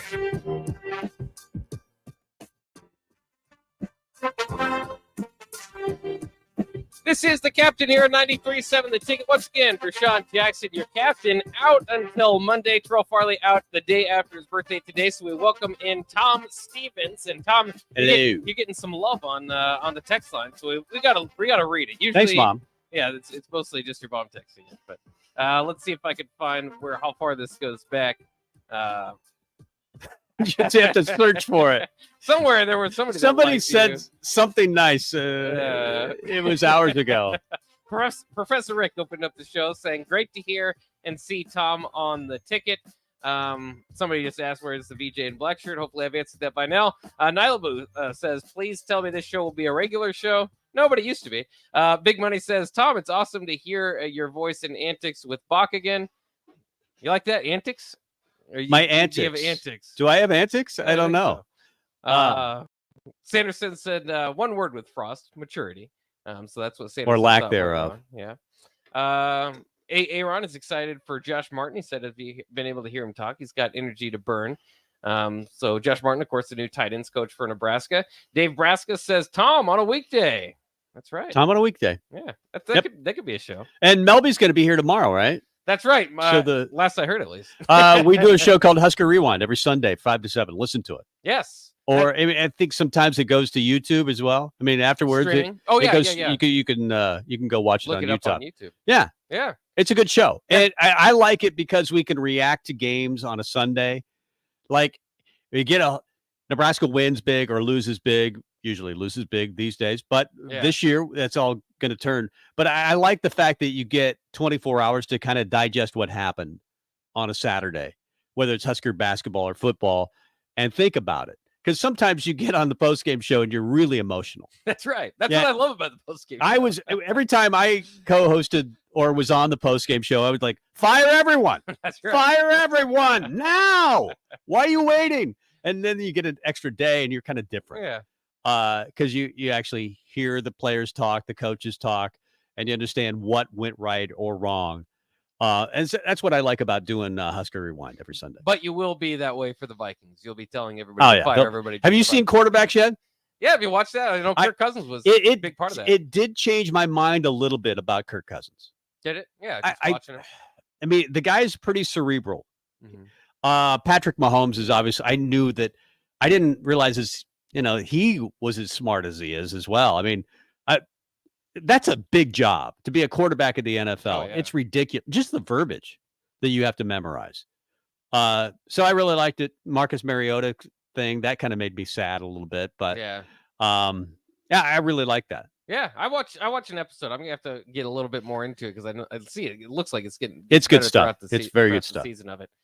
A little bit more off the text line here. Byron the Hog Farmer says should have won last year if not for Morgan. I don't know if he's talking about Tanner Morgan because we were talking about the Minnesota game. Yep. Tanner Morgan, but Nebraska dominated Tanner Morgan. It was when Ethan Kaliak-Manis came in. Kaliak-Manis, they never dominated more. But they didn't dominate Minnesota. They only beat them once in 2018. I'm saying last year's game. Though. Yeah. Minnesota had 30 yards at halftime. That's right. Morgan came out at halftime, and then Kaliak-Manis with his feet mostly dominated that game. Yeah. So it'll be interesting to see how this defense. I think that does give you a chance. The 3-3-5, and I think that's what we're going to talk about right now. Is this defense? They don't know what's coming. You can go back and study Syracuse and teams that have run the 3-3-5 and what you think Nebraska might do, but I think it's going to be really difficult. Heck, there's 6 freshmen on that defensive line. You probably know what Ty Robinson will do or can do. You know what Nash Hutmacher can do. But there are so many new guys. Blaze Gunnarsson really hasn't played much. You can go, I guess, look at Georgia film and see what MJ Sherman is. Yeah. Or Chief Borders at Florida. But those were special teams. Yeah. I mean, there's no way that they can really know what the personnel will be or do or how Nebraska is going to use them. You hear Evan Cooper say all the time, he goes, well, he plays he'll talk about, Malcolm Hartzog. He plays corner, but he also plays safety. Yeah. Quentin Newsom, they all play safety. It's like they're kind of being a little sly. Yeah. But I think Nebraska will have that advantage, at least on defense. Have you warmed up to the 3-3-5, or did you initially like the 3-3-5? I know for a lot of Husker fans, it was like once you hear 3-man front, you're going right in the Big Ten. Yeah, it feels like a defense that Bo Pelini might have used. I'll let you know on September 1st if I like it or not. After Nebraska plays Minnesota, but I like what it did in the spring. What there were 8 turnovers. I didn't like that part of it from the offense, but it looked like they were flying around. You're hearing from the players that it's a defense that's easy to learn. The thing that concerns me, Bock, is they have 13 scholarship defensive linemen. 6 are freshmen. Very few have any snaps. Outside of Ty Robinson, Nash Hutmacher has had 2 starts in his entire career. Blaze Gunnerson hasn't played much at all. Ruquan Buckley, we expect him to play a lot. He has no experience. Elijah Judy, highly touted, but I think he has 21 snaps total from Texas A&M. Again, MJ Sherman, Jamari Butler. There's just John Bullock is a walk-on, a former walk-on. There's just a bunch of guys. You have certain guys. You have Tommy Hill, who they say has played pretty well. He was cut from the defense, though, last year. There's got to be questions on Tommy Hill. Yeah, he was moved to wide receiver. Quentin Newsom, we know is good. We know that Malcolm Hartzog has been good. Isaac Gifford, the reports are that he's another player that will play in the NFL. So there are guys. We know Luke Reimer, Henrich, those guys are good. But it's startling when you look at the experience of this defense. There's none there. Yeah, there's not a lot there, and that's why it would have been really helped if they could have talked Garrett Nelson into coming back, I think, to be the leader of the defense. But that's on and over with. I fear, I have a little bit of a fear of the 3-3-5. Like you said, you're going to have to kind of see it and play to really believe in it. We've seen some disastrous Bob Diaco comes to mind first and foremost, some disastrous defensive ideas come in, and at least you could tell it was going to take some time to get that defense built in. I feel like that's going to be the case here. I don't know.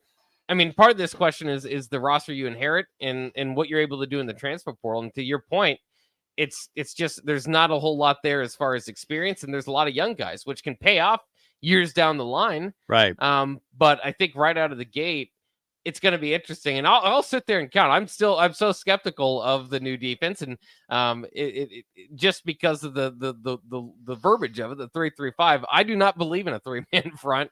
Whether you're talking about going up against an offensive line in the Big Ten that's going to run you over, or passing the rush or rushing the passer, 3 men usually. I mean, you're never going to get there. It feels like a defense where teams will just decide to line up and bully you. Yeah, I think they'll try to run on Nebraska until they get out of certain fronts. Now, you heard that from Diaco. Well, it's a 3-4, it's a 4-3, but like 50% of the time we're in a 4-3. Right. So it doesn't really matter. The terminology is just the terminology. It's versatile, is what I'm saying. Right. But we're capable of doing everything. It makes me feel better that Hutmacher, I think, has slimmed down. I've always thought he could be a really good defensive tackle in this league. I think Ty Robinson's already shown that. But Ruquan Buckley, I don't know what you're getting there. And I wish Garrett Nelson had stayed as well. I think he could really have helped you. There's guys that like Princewell, Emanuelen. I don't know. I mean, he looked good in the spring game, but he's brand new. He's a freshman. He's probably had to put on, 15, 20 pounds just to be, Big Ten ready in the offseason. You got guys like Kai Wallen, who's never played at the Power 5 level. You've got Cam Linhart, who's never played, just coming out of high school. A lot of these guys are just coming out of high school. Again, 6 true freshmen who I think are going to play a lot. You hear that, Matt Rule said, I want to play between 17 and 25 guys. On defense. That seems crazy. Are there going to be 25 black shirts? I mean, well, I don't know. But again, I think that could mean maybe it means there's not much separation at, some spots. The other part of it is that you're trying to keep guys fresh and I think it could work. But long term, I think you kind of want to, you want waves of guys like they're saying.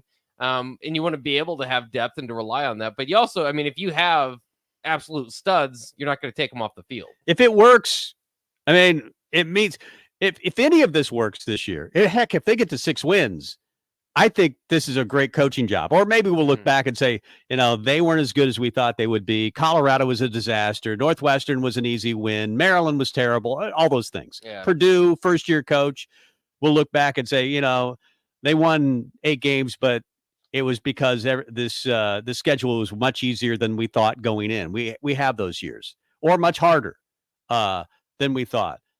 But you got to find a way.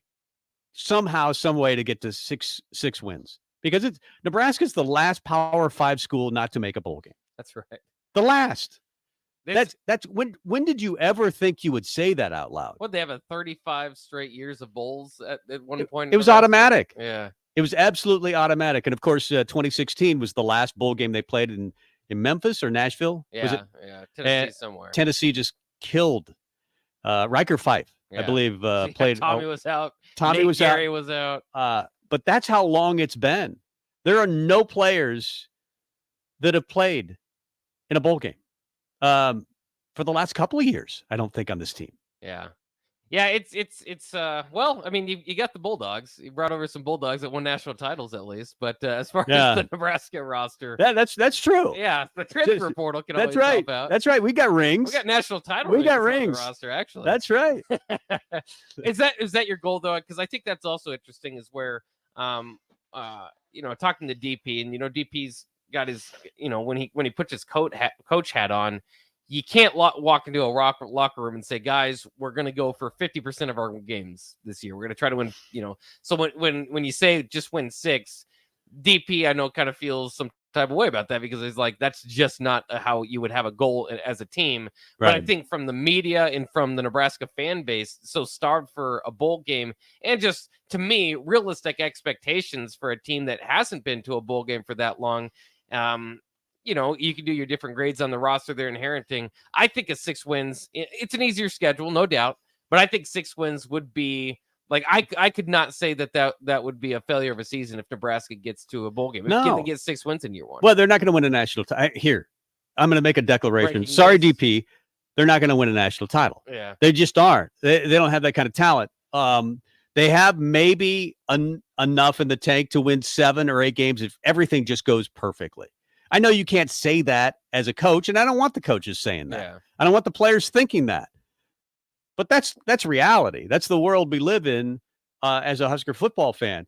And you've got to, if you could scratch and claw and find a way to get to 6, we know how valuable that is, because you're so young. This roster is so young that you need those extra practices. I don't care who it is, if it's Navy or Air Force or whoever you're playing in a bowl game, get to a bowl game and get the extra practices, get the development. I mean, if this is really a development program and practice means everything, like Rule says it does, that's what you want. Yeah. That probably has been, I mean, I think cumulatively, that's a lot of practices that Nebraska has missed out on, those bowl practices. I always say, we always kind of point to that as being a big deal of making a bowl game. How much do you look at Matt Rule's past history of season number 1? Because I often say you are what you hire. And I think that's what happened with Mike Riley. You pretty much had what you got out of Mike Riley's resume. Matt Rule's resume says in 3 years, your program's going to be turned around. You're going to be excited, all of that. But his resume also says in year 1, get ready for a licking, because at Temple and Baylor, and you could say those are like difficult jobs that he took over, and then they had different circumstances. But a combined 3 wins between the 2 programs in year 1. Well, and you understand why. It's Temple. So anybody who takes over Temple, there's a reason you're taking over Temple. The last coach was terrible. Or the last coach might have moved on to Baylor. In Rule's case, he builds up Temple, he moves on, and then Temple's bad again. But Temple, so the coach before Temple did use the job. Was it Al Golden? No, it wasn't Al Golden. It was, now I'm blanking on his name, the Boston College coach. He used the job to get to Boston College. Okay. And went on to Steve Adazio. And you get decent players out of Philadelphia. I mean, you get some. The area players can be really good. And I think Rule beat Penn State when he was there. Yeah, and the other thing too, and I know I looked up this the other day. Ryan Day was actually the offensive coordinator under Steve Adazio the year before at Temple. So they can get some guys in there. And that's another factor in all of this, is that you think that Rule, I mean, he knows Mike Loxley pretty well. He knows Ryan Day pretty well. He has a friendship with a lot of the guys. I know he did with Fitz as well. Oh, yeah. Pat Fitzgerald, he had a close friendship with him. I think he knows a lot of the coaches. It felt like Frost was getting in a weekly fight with every coach in the league. And I don't think that's going to be the case with Rule. I think, but to your point, Temple's Temple. It's going to be a struggle every single year to be good. You're going to have to find under-recruited guys, and they did. And well, the big thing with them too, his first year at Temple was their first year in the American Conference. So that was kind of right. That's kind of his out there as they went from the Big East to the American New Conference.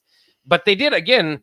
I'm not going to be the bearer of bad news, but they went from, and it's not a great team, but they went from a 4-7 record to a 2-10 record under Matt Rule. I have heard him say, I decided to play a lot of freshmen when I was at Temple. And I think he did something similar when he was at Baylor. He's talked a lot about, I think the statement was yesterday or the day before about the wide receivers. Hey, if Malachi Coleman's not ready, if Jalen Lloyd's not ready, that's okay. We'll go with the older guys. You heard the statements about the offensive line, that he likes the offensive line. And that, whether you like the offensive line or not, and last year you probably didn't, it's experienced. You got that. So he doesn't have to throw a bunch of freshmen in there. I think they're going to. We mentioned 6 freshmen along the defensive line. I think you're going to see a lot of. I think there are certain spots they're going to play a lot of freshmen. But I think he was a little pleasantly surprised, and he said it, that there's more talent on this roster than he thought. And how many times have we heard that this team, the Big Ten Network does it every single year. They come in, Nebraska looks big, strong, fast. I think they should win the West. And they've stopped saying that over the last 5 years because they get burned every time. But it's one of those teams that looks the part and has never been the part. So maybe they can look the part and actually play the part now. Maybe there is more talent than we think. And that it doesn't have to be a complete rebuild. And if you have the right quarterback, and I think Jeff Sims could be, maybe it's a year where you can win 6, 7, 8 games. Yeah, you can get it jump started. And I think too, that was again part of the plan. This whole plan under Trev Alberts was not just to give Mickey Joseph a shot, but kind of Mickey Joseph's goal when he inherited the program was to leave this place in a better spot than he inherited it. And I think he did. I mean, ultimately he beat Iowa. That's the biggest victory in the Frost era. And is that the biggest? I mean, they did beat Penn State one year, but Penn State wasn't very good. Yeah. I'd have to go you're back right. and look how good Penn State was that year, but I think they made a bowl game, but yeah, I think you're right. I think that win last year was the biggest win of the Frost era when it was done. Of the Frost era where Frost didn't coach. But there was a big part of that, but you also that team was kind of its own team. Casey Thompson and Trey Palmer were the reason why you won that game. And, not completely. I know everybody else put Mark Whipple's the best. And Mark Whipple was great. Yeah, he's fantastic. But, I think that's interesting. But, the coordinators can matter in this, too. And that's one concern I have as well when we look at the 3-3-5 coming in and Coach White. And, I'm excited to see what all that plays out. But there is one thing that I kind of noted with Matt Rule is I just expected Phil Snow to come along with him. Phil Snow is his defensive coordinator at Temple, at Baylor, at Carolina. He's been with him for the past decade, getting a little bit older. He actually even was the Arizona State defensive coordinator in 1996. Did he retire? He retired, didn't he? I think so. I think he just retired. Yeah. So, but that is one thing, too, is that, sometimes coaches and head coaches' results can very much depend on the coordinators that they have. And so all his success has been built with Phil Snow by his side. And so it's a little bit different. I would probably feel a little bit better if Snow was here, but White's got a good track record himself, so we'll see. Well, he has a track record as well of hiring young coaches. Phil Snow doesn't fit that MO. With the rest of the staff, whereas White does. Yeah. It feels like a bunch of guys. I mean this in a good way. A bunch of guys that are in a frat together. They really like each other. They like to hang out together. I wouldn't be surprised if they go bowling on the weekends together. They call themselves a family, and every staff does. But I'm starting to believe that they really like each other this time, because I remember Matt Lubick when he left. when he left Nebraska. He was like, you could tell he couldn't get out of here fast enough. Yeah. And he did not like the infighting. There was a lot of fighting and petty stuff going on with the previous staff. And I don't think, well, of course it's not going on now because they just got together. Yeah. Call Still me the honeymoon phase. Call me after, in 2 weeks, maybe after the Colorado game. How bad does it get when it gets bad? Because it's gonna get bad at some point. Because that's Tom Osborne had those moments. Right, yeah. For crying out loud. Every coach goes Nick through Saban that. took his licking from Tom Osborne in day one. That's right. Yeah. So everybody's going to have to go through it. That's true. Nebraska had just beaten them, 56-7 or whatever. And Tom Osborne goes out to Nick Saban when he's at Michigan State and says, "You're not as bad as you think you are. Yeah. You're actually pretty good. We're just really good." I just think we're really good. This is a mismatch. Yeah. Not much you can do. You just don't have players. Yeah. And hopefully Nebraska's not in that case. I don't think there necessarily will be, at least for a majority of the games. The one that people do question, Tom, is Michigan. Do you think the one thing, because you could have all these predictions, but nobody's going to predict Nebraska to beat Michigan. Looks like it could be big noon. It's going to be flexed if Nebraska loses a few games to open it. But do you think that that's an immovable object? They've built the way that I think Nebraska wants to be built at some point. I do too. But the only thing that holds me back from saying, yeah, it's a mismatch, there's no way Nebraska's going to win, it's just watching last year. They didn't like overwhelm Nebraska. There's years where you play Ohio State and you can tell in 2 series, this is gone. There's no chance. They could play 100 times. They're not going to win that game. Michigan thoroughly beat Nebraska, but Nebraska didn't have a really quarterback in that game. And I didn't think it's too overwhelming. That's why I think they'll have a chance to get Michigan this year. Right. And Michigan plays a style of game where they don't necessarily run away from you right away. Yeah. It's like, I've seen a lot of Michigan games, but Maryland almost beat them last year. I've seen a lot of Michigan games where you look at the score late in the third quarter, it's 14-3. And then you look at the end of the game and it's 28-3 or 35-3 or something like that. They just kind of wear you down over time, but they do allow you to stay in it for a while just because of the style that they play. And they burn a lot of clock. So if you can manage to get a couple of turnovers against Michigan, you have a chance to beat them. And who knows what's going to happen because they are going through a little turmoil. Yeah. It feels like Harbaugh has put his foot in again. He's in a little bit of hot water with the NCAA. So who knows if that will be a big distraction or not this year for Michigan. Well, it's almost as if he's not comfortable unless he's got something going on. Oh, no. On the side little there, Harbaugh. All right, let's take a quick break here on the Captain. Once again, we're previewing the season. If you guys have any questions that you think pertain to this season or comments, go ahead and text us 402-464-5685 on the Starter Heyman text line. You can comment on Twitter, YouTube, Twitch, or any of our streaming platforms, Facebook as well. We will continue this show. Coming up next, we'll talk a little bit about the blueprint that we've kind of been talking about all day. We'll dive into that a little bit more. If that's the long-term plan, is the old blueprint from Tom Osborne. We'll talk about that next year on the Captain on 93.7 Ticket.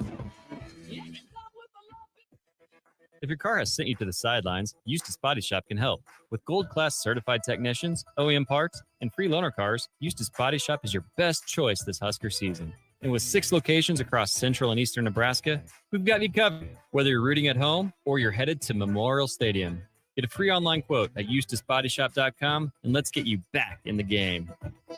The most recommended Eustace Body Shop. That's who we are. A lot of businesses say that they're family focused. But when tough situations in life arise, the business feels anything but for your best interests. James Enterprise Incorporated is hiring, and they will always treat their employees like family, as they do with customers. James Enterprise Incorporated is hiring Class A and B CDL drivers, a shop tech, and diesel mechanic. If you're looking for a career with a company that goes above and beyond to value you and your family, apply today at jamesenterpriseinc.com or call 402-432-6740. Gray Diesel and Equipment Services is your go-to place in Lincoln for repairs and maintenance for diesel pickups to Class 8 over-the-road trucks and trailers, from bumper pole utility to full-size semi. Gray performs DOT inspections and are a service provider for fleet companies like ARI, Element Fleet, and FleetNet. They're a family-owned business in operation since 1952, and they keep a clean, friendly shop. Customer service is their top priority. Give Gray Diesel and Equipment Services a visit today with easy access just off I-80 and North 56th Street. Ironhide Construction has an immediate opening for an administrative assistant in their Lincoln office. The ideal candidate will have experience performing a variety of general office, administrative, and clerical duties.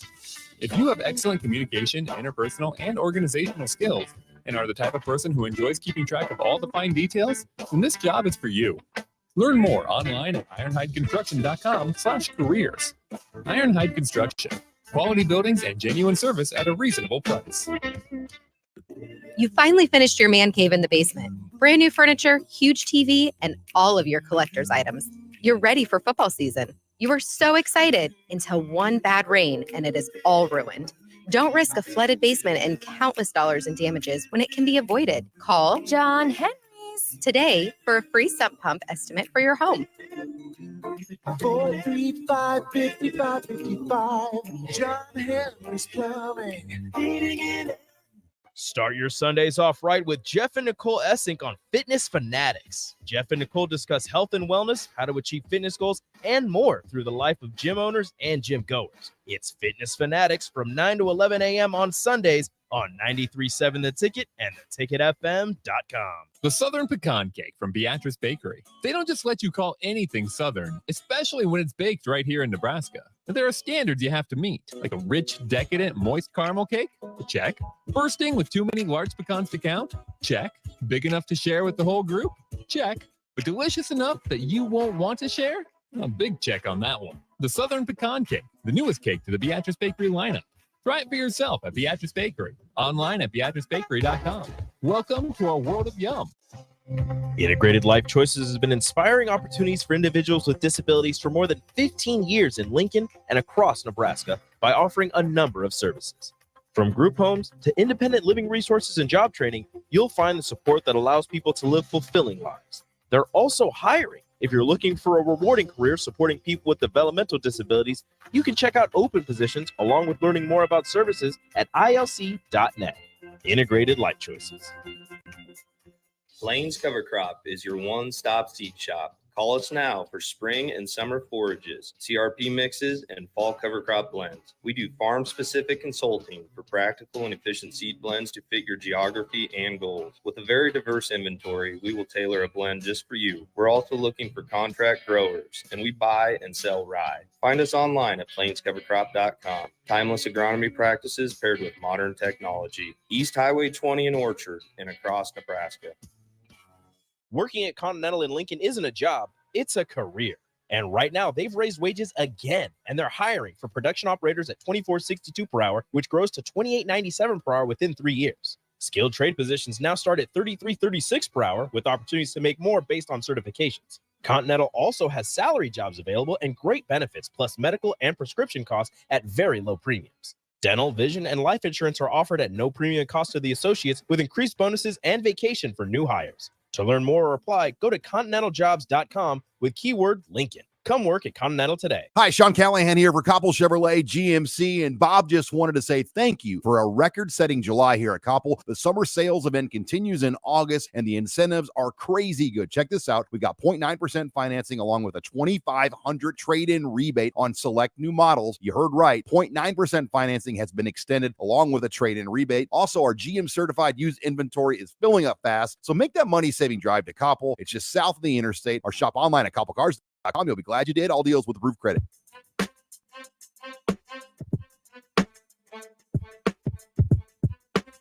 Back with Vershawn Jackson, powered by Bauer on 93.7 The Ticket and theticketfm.com.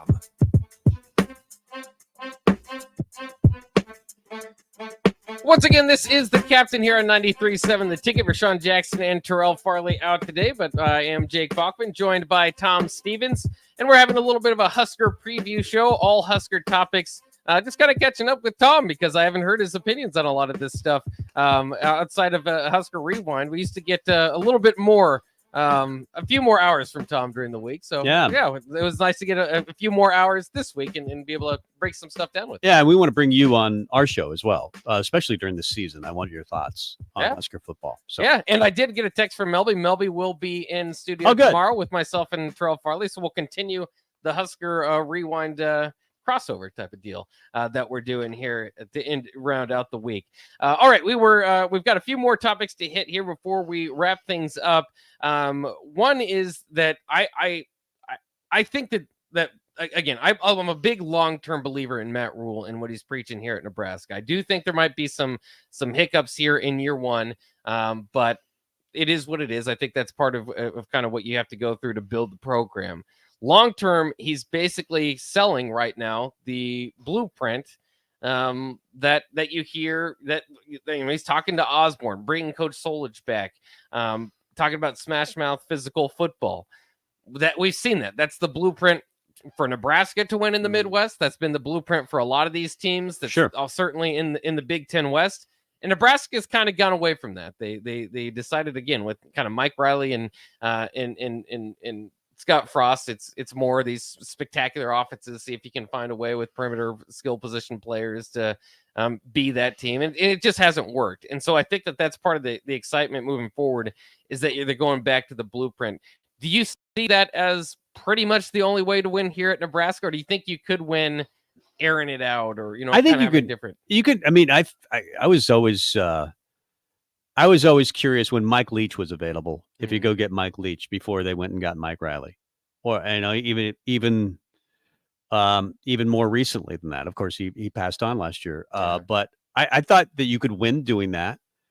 And I thought Bill Moose might even approach that if Scott Frost didn't work out, and it didn't. I mean, getting Scott Frost to Nebraska, if that hadn't worked out, obviously Scott Frost didn't work out, but Bill Moose was the athletic director at that time. Don't you think that would have been his next call? Is Mike Leach? Could have been. And air raid? Maybe he wouldn't have. Maybe he would have been thinking the same way that we are now. That you can't win that way in this league.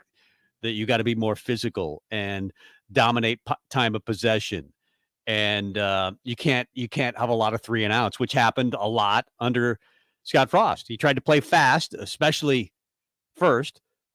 Originally, and then you would go 3 and out, and your defense was on, playing 90 snaps or 100 snaps, and you can't live that way. That's why I think this is the recipe for Nebraska football in this league, unless you have Ohio State talent. And it's worked a little bit for teams like Purdue from time to time, but Purdue, if you notice, especially under Brom, they would throw just to get first downs a lot of times, and just keep bleeding the clock. They would sometimes they would go. 8 on 80-yard drives, and throwing the football, it would take them 7-8 minutes. They were a passing offense, but they weren't a big play offense. Right. They weren't, because they didn't have anybody. They didn't have a lot of guys. They had a few guys to really that were really explosive. As I said before, just because you're running for 4 or 5 yards to try to get first downs doesn't mean you can't be explosive. Think about Tom Osborne in his heyday. Those were running teams. And they were also the number 1 scoring teams in college football. Yeah. Can you do both? I think you can. Especially if you 3 yards, 3 yards, 3 yards, bomb. Like as soon as you suck up the safety and you get sprinters on the outside. And that's why they want explosive wide receivers. They want explosive players, period, on offense. You can do that. I think you can have both to a certain extent.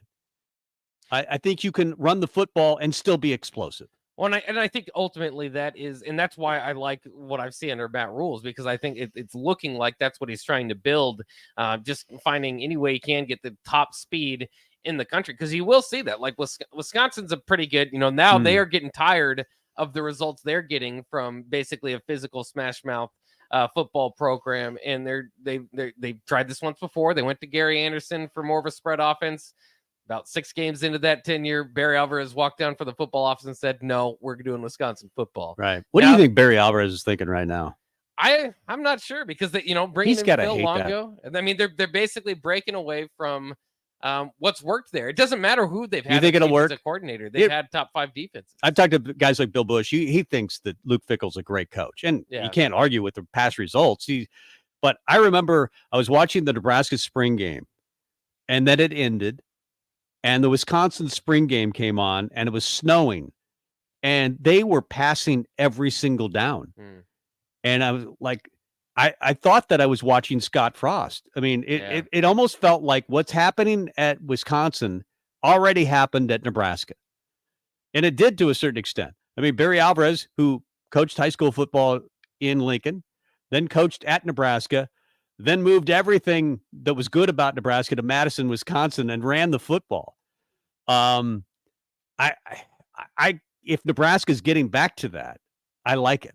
Yeah. And Wisconsin now has flipped. Yeah. They're going to with what Nebraska just tried. Well, because I think there's a belief that there's a ceiling involved. Like, because Wisconsin, again, sure, kind of get back to the original Callahan. point. It was like there's a ceiling with Solich. So let's go with Air Raid Callahan. Right. Is that you will, you can have that physical football, but there's, again, with the speed element, these other, new spread offenses or whatever it was at the time. But, Wisconsin, even when they play, and sometimes they'd eke out a victory against Ohio State, but you just watch and be like, yeah, they're a smash mouth physical defense, but their safeties just don't have the speed to keep up with the Ohio State wide receivers. And be careful what you wish teams for. Don't. If you're not happy with 8 or 9 wins every year and you try to go for 12 wins or the college football playoff, sometimes you go from 8 or 9 to 4 or 5. But I think, too, the other thing is like we just forget our history. Tom Osborne didn't just come in and start winning championships. No, he had, it took the right combination with that physical football that he had, behind it all along. He changed his defense. To get the right athletes, to change the defense, to move some things around to the point that they could. It took 22 years. And so sometimes those, you are what you are. You're Nebraska. You're not going to be able to get the speed of the USCs and the Ohio States on a it's like as a team speed type of deal. You can get guys here and there. But sometimes it's going to take patience. It's going to take the right combination, getting enough of those speed guys in there to put you over the top. But I think you need to start with that culture of physicality, of toughness, because we talk about practicing against each other every day. That's what I think that's what toughens up those defense all the time for Wisconsin, for Minnesota, Iowa, when they have a good offense, Nebraska, throughout a lot of their time.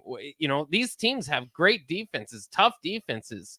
And I don't think it's a happenstance that they're going up against teams that, their opposing offenses and practices that want to run them over, that want to bring the physicality to them. You talk about the blueprint. The blueprint for Tom Osborne was development. The blueprint for Matt Rule, I think, is development. He talks about being a developmental program.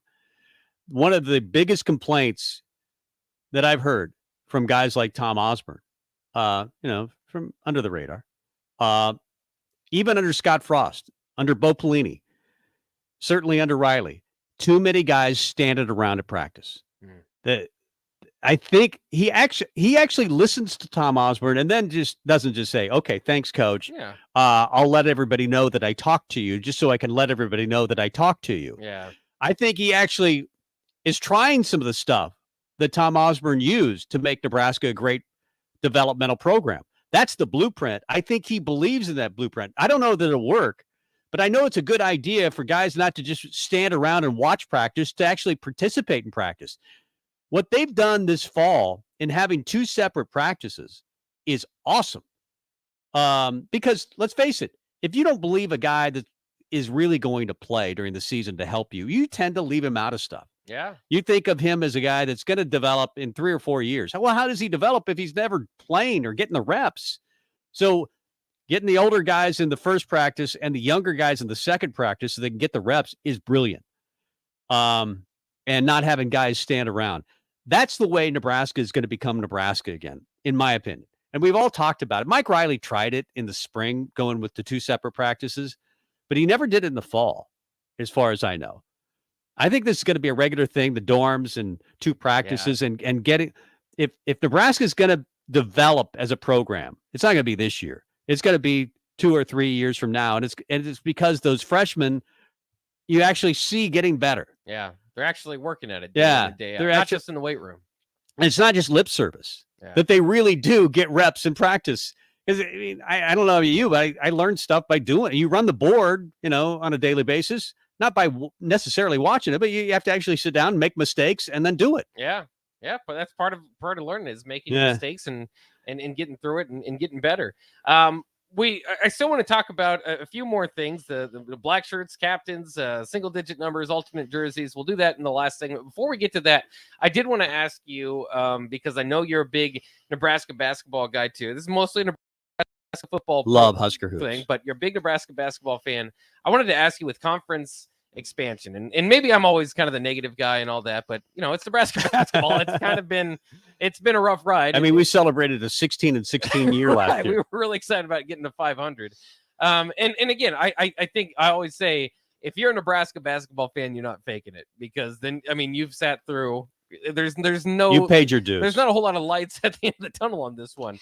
But in any case, I guess my concern is with the Big Ten expanding, adding USC, adding UCLA, adding Washington, and adding Oregon, that it will be harder for Nebraska to fight up the conference ranks as the conference expands, and as you add 4 better programs than Nebraska to the conference. Is that a concern of yours, or do you see conference expansion as a problem for Nebraska basketball? Well, UCLA is really good. USC has recruited much better. I think it's going to be a regular participant in March Madness. Oregon has had a couple of years that are bad in a row under Dana Altman. I think a lot of people wanted Dana Altman to be Nebraska's next basketball coach, even over Hoiberg. Those are all really good programs. Washington has been hit or miss. We'll see who else they bring in. Florida State, Clemson wouldn't scare me. Notre Dame wouldn't scare me a lot. Those are the teams Nebraska gets matched up with in the Big Ten ACC Challenge right at the bottom. All yeah, the time. yeah. So UCLA, yes, and Oregon periodically, but I don't think necessarily it's gonna change dramatically. We talk about conference realignment, and we had Tom Chattel on our show last week, and he ultimately thinks what's going to happen is you're going to get 40 or 50 of the best brands in college football to play football. And then the Olympics, does it really make a lot of sense for a tennis player, as we talked about, to go from East Rutherford, New Jersey to, the campus at UCLA or USC to play a 2-hour match or an hour and a half match, or swim? It doesn't make a lot of sense for me. This is all happening. The realignment's happening because of football. Yeah. So just make it about football. And if you want to drag basketball into it, sure. That makes sense as well. Outside of that, I don't even know if it makes a lot of sense for the Big Ten to play baseball in those leagues. Maybe a little bit. And you would have some partners where you could, do what Notre Dame is doing with the ACC. Yeah. They're an ACC member, but not really. Yeah. So you would have, maybe you could start your non-conference against teams in that 50 team bracket.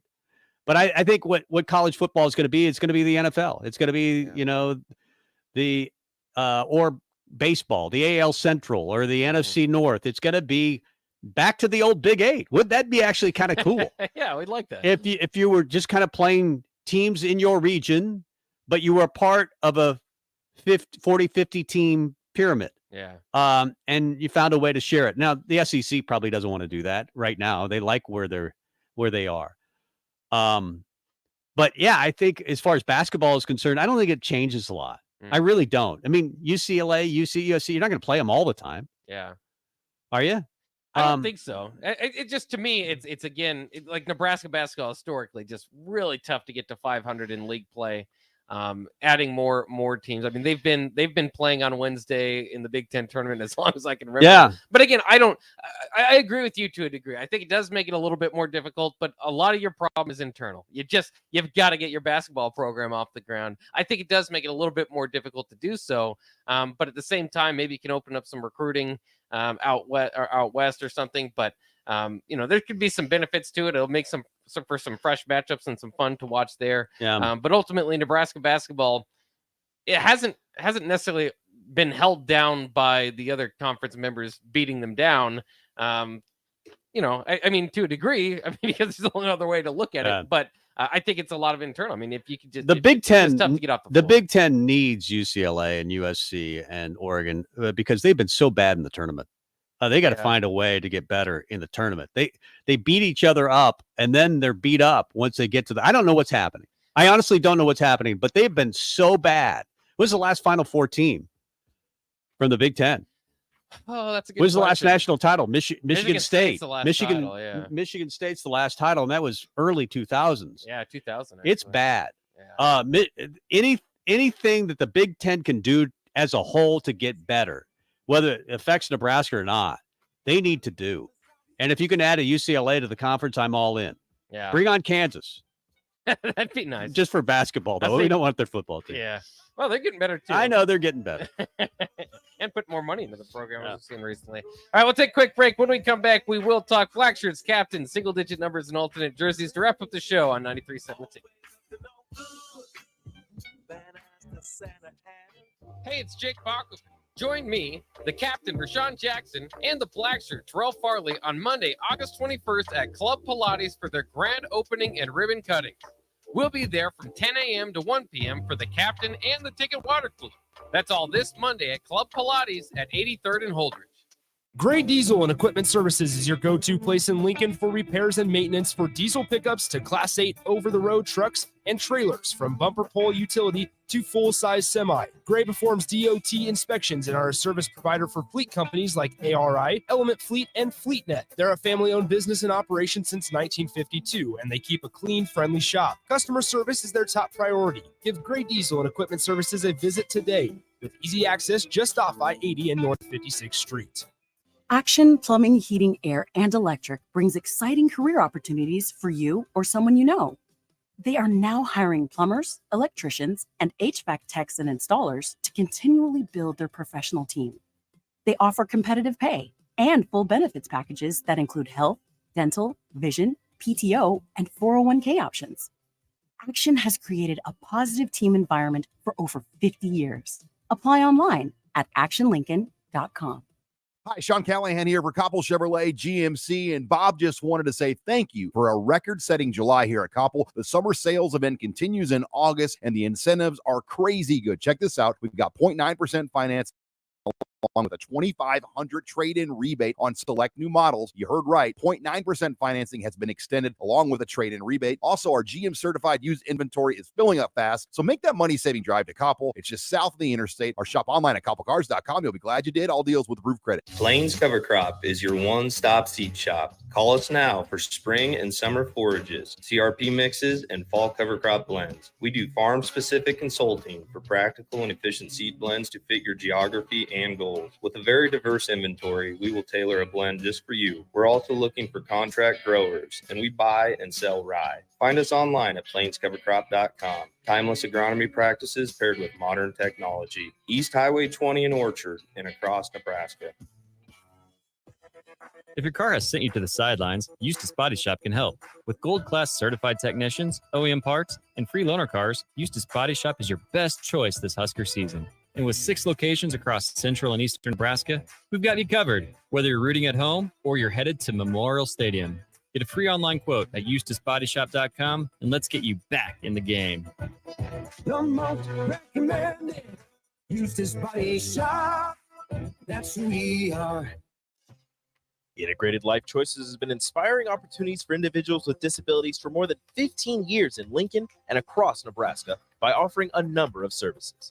From group homes to independent living resources and job training, you'll find the support that allows people to live fulfilling lives. They're also hiring. If you're looking for a rewarding career supporting people with developmental disabilities, you can check out open positions along with learning more about services at ilc.net.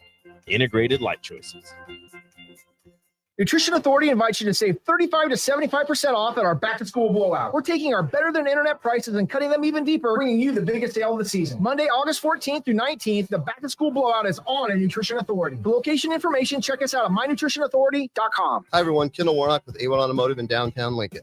If you're looking for an automotive repair facility you can genuinely trust, we would be grateful for the opportunity to earn your business repairing your vehicle. We have ASE master technicians and qualified to work on a variety of vehicles from Hondas to Porsches, Jaguars to Toyotas, and Chevrolets to Fords. We pride ourselves on customer service and relationships, and we would be grateful for the opportunity to serve you. Give us a call at 402-477-4660. A1 Automotive, always honest answers.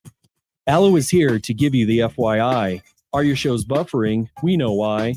Are your games lagging? Don't deny. Are your work calls dropping? Here's the FYI. Your old school internet company can't keep up. They give it a try. Their network isn't enough.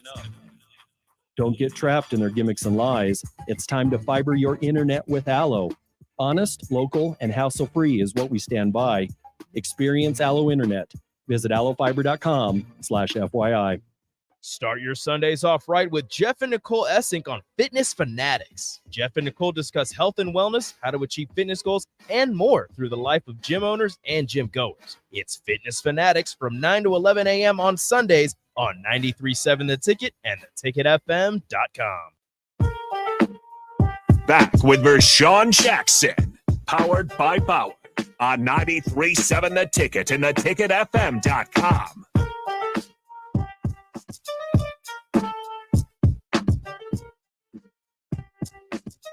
In Nebraska, the bond between fans and team is sealed with tradition, with love for school and place.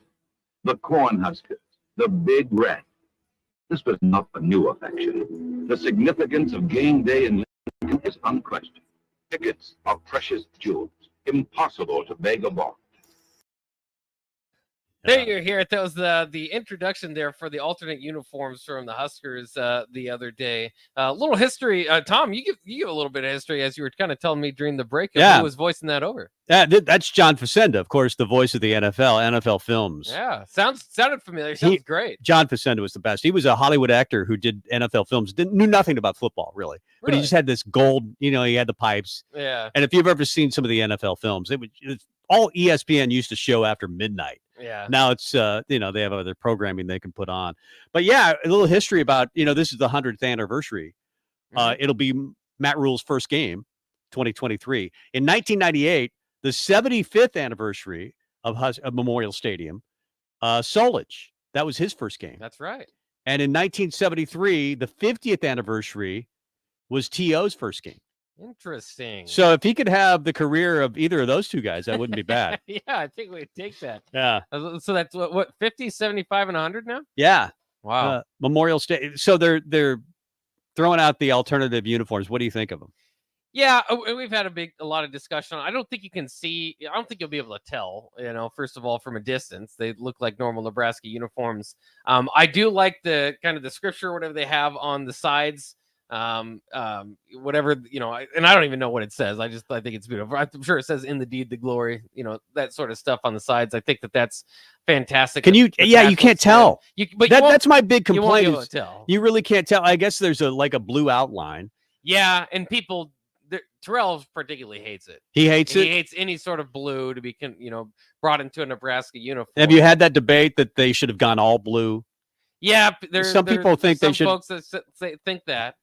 I don't know. To me, because in that game, it was 1923. Nebraska played Oklahoma. They did go blue just to differentiate between Nebraska and Oklahoma. Nebraska wore blue in their own stadium.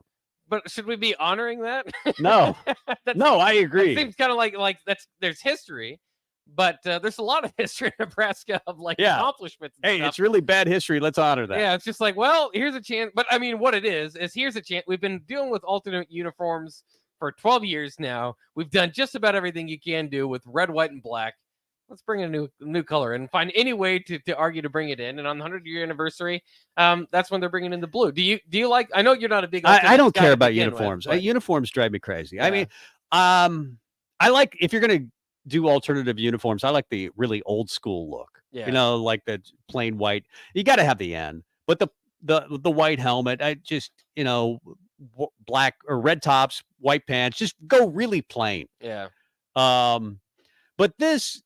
It doesn't. I couldn't even tell that it was an alternative uniform. Yeah. I didn't. You won't be able to from a distance. Yeah. From a distance, you wouldn't even know. And I guess it has the patch, and that's cool. Yeah, it honors the past a little bit. But I like the video. The best part about this whole thing is the video. Yeah, John Facenda, and then they interview some of the older people that have had tickets for 100 years. Yeah. So that's cool. But other than that, I don't care. Yeah. Well, and I think that's where a lot of people are, but there's the anti-blue crowd. But you couldn't wear blue against Northwestern, right? That would be a little confusing as well. That would be kind of weird, yeah. Yeah. I also very much note who they schedule the alternate games for, or the alternate uniform games for. And for years now, they've been trying to schedule some W's. So we'll see. Northwestern seems like a good idea. Northwestern will be awful, right? Northwestern's that has to be a W. Yeah. I mean, Purdue has to be a W. I don't know if Purdue. I mean, I like their hire. I like Brian Walters. They've got a pretty good offensive court. I think Graham Harrell's there. It's a bit of a difference, but we'll see. Yeah. I don't know. I honestly don't know. I'm hoping they'll be terrible. I'm hoping Nebraska gets to 6 wins. That's right. Single digit numbers. Do you like that tradition? Or it's a tradition amongst Matt Rule's teams. I like it. You got Sims, Reimer, you got Kemp. Who's the other one? Am I missing? Sims, Reimer, Kemp. Who's the fourth? Gifford, yeah. Yeah, Gifford. Luke Gifford. Gifford. Luke Gifford. Sorry, Luke. Too many Giffords. Luke now plays. He's no longer with Dallas. He's with the Titans. He's with the Titans now. I like it. We talked to Tom Chattel last week on our show, and the problem is it leaves out offensive linemen. What if you have an offensive lineman that's the best player on the team? You're not going to, give him the number 3. Yeah, that's what happened with Ethan Piper. They addressed that too. One of the media members said, like, "Are you going to give him a patch or something?" And Matt Rule was like, that's not a bad idea actually, because they don't know what to do. It's just kind of like you're honored, but you don't get. Maybe give him his regular number with a patch or something. Or maybe he gets to wear, as Chattel said, maybe he could wear, 75 or one of the great numbers for offensive linemen back in the day.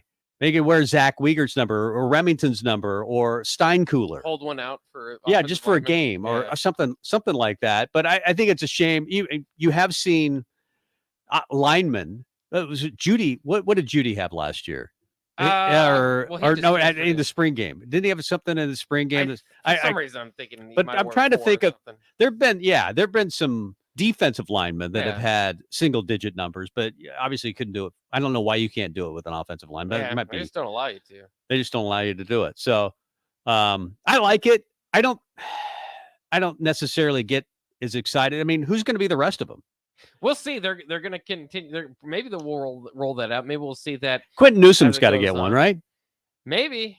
I mean, we'll see. He wore one last year. That's the kind of concern here is what if you take one away from a guy and then he's not all too happy about it. And in Quentin Newsom's case, that would be, a starter and all that. Well, but it's not like the coaches are taking it away. The players are taking it away. They're voting it away. Yeah. So, I mean, as long as you leave it up to the players and it's not a coach's thing, like, are you going to be mad at your teammates? Maybe, but be mad at your teammates. They're the ones that vote captains as well. Yeah. Well, and also, I mean, the single digit numbers, it seems like a small thing, but I do like making people earn it because that's something that recruits will come in. They want to look as cool as they can, on the recruiting trips, and they'll wear single digit numbers out there or request it for when they get on campus. Yeah. But to make, the seniors earn it or to kind of know that as a pride thing, Michigan does a similar thing kind of with their legacy jerseys. Or like it's special to get the number 87 or certain numbers. And so I just kind of like holding that out there. I think that's kind of an extra little wrinkle I like. I like Rule's explanation is that, it used to be just you give to your best recruit. You give the number 1. Dion did a similar thing at Colorado. Nobody gets 1 through 9 except for his son, Shador. That's right. My son gets the number, any number he wants, because he's special, and my son's great. So, but otherwise, you guys are all stupid, and you're gonna have to earn them. He pretty much cut everybody else. So. Yeah, that's right. That's right. He brought in 70 new players. We'll see how that works. Did you see that he wants fighting in practice? Yeah. One of like he was mad that there wasn't enough. There were a couple of guys walking on. There was a fight or a skirmish in practice, and there were a couple of guys walking off the field. He was mad that they didn't throw themselves into the fight. What are you doing? Fight! I am fascinated to see if the Dion thing works, especially in year 1, because to tear apart a team like that, if it works, you can see a new wave of it. Yeah, I mean, I know DP likes him, and I know there are a lot of people that think it's going to be a really good hire. I saw Urban Meyer was all in. He said he went to a couple of practices, and he said they're going to be good. They may not have much depth, but they're going to be good. Yeah. See, I'm kind of in the same, it's basically with everybody in year 1, it's tough to do. Some people can, surprise you, but same thing with him that I am with Matt Rule is it's probably going to be a tough year one, but down the line, I think he's got some. Yeah, 1 in 11 teams usually don't turn around that dramatically. Yeah, that's tough. It's a tough job to inherit altogether.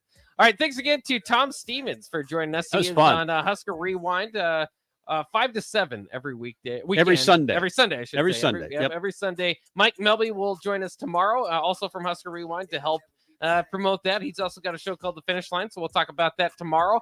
And that'll wrap it up. So take a water cooler coming up next. Thanks for joining us here on The Cap. Thanks, Bock. Yeah.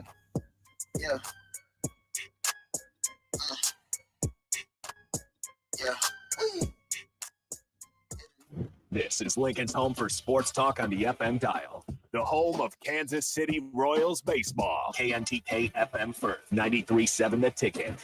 Nutrition Authority invites you to save 35 to 75% off at our back-to-school blowout. We're taking our better-than-internet prices and cutting them even deeper, bringing you the biggest sale of the season. Monday, August 14th through 19th, the back-to-school blowout is on at Nutrition Authority. For location information, check us out at mynutritionauthority.com. H&H Roofing, established in 2015, is proud to serve the local area, which includes the tri-state area in Nebraska, Iowa, and South Dakota. H&H Roofing has a professional team that are licensed and bonded, GAF Master Certified Installers, and an insurance-preferred contractor that will work directly with your insurance company. Also a leading roofer, siding, and gutter specialist. H&H Roofing will service all residential, commercial, and agricultural needs. Go to HNHroofs.com for more information or call 402-359-2546. Are you ready to upgrade your combine? Don't wait. Act now to choose from the widest selection of used combines at Acres Equipment. Acres, Nebraska's leading John Deere combine dealer, is offering 2.9% interest for 60 months on over 100 pre-owned combines. Each combine includes our A-plus uptime program to keep you running flawlessly throughout harvest season. Go to acres.com to view a huge inventory of low-hour, late-model equipment. Find what you like, and we'll deliver to your farm for free. Acres, solutions for every field. Working at Continental in Lincoln isn't a job, it's a career.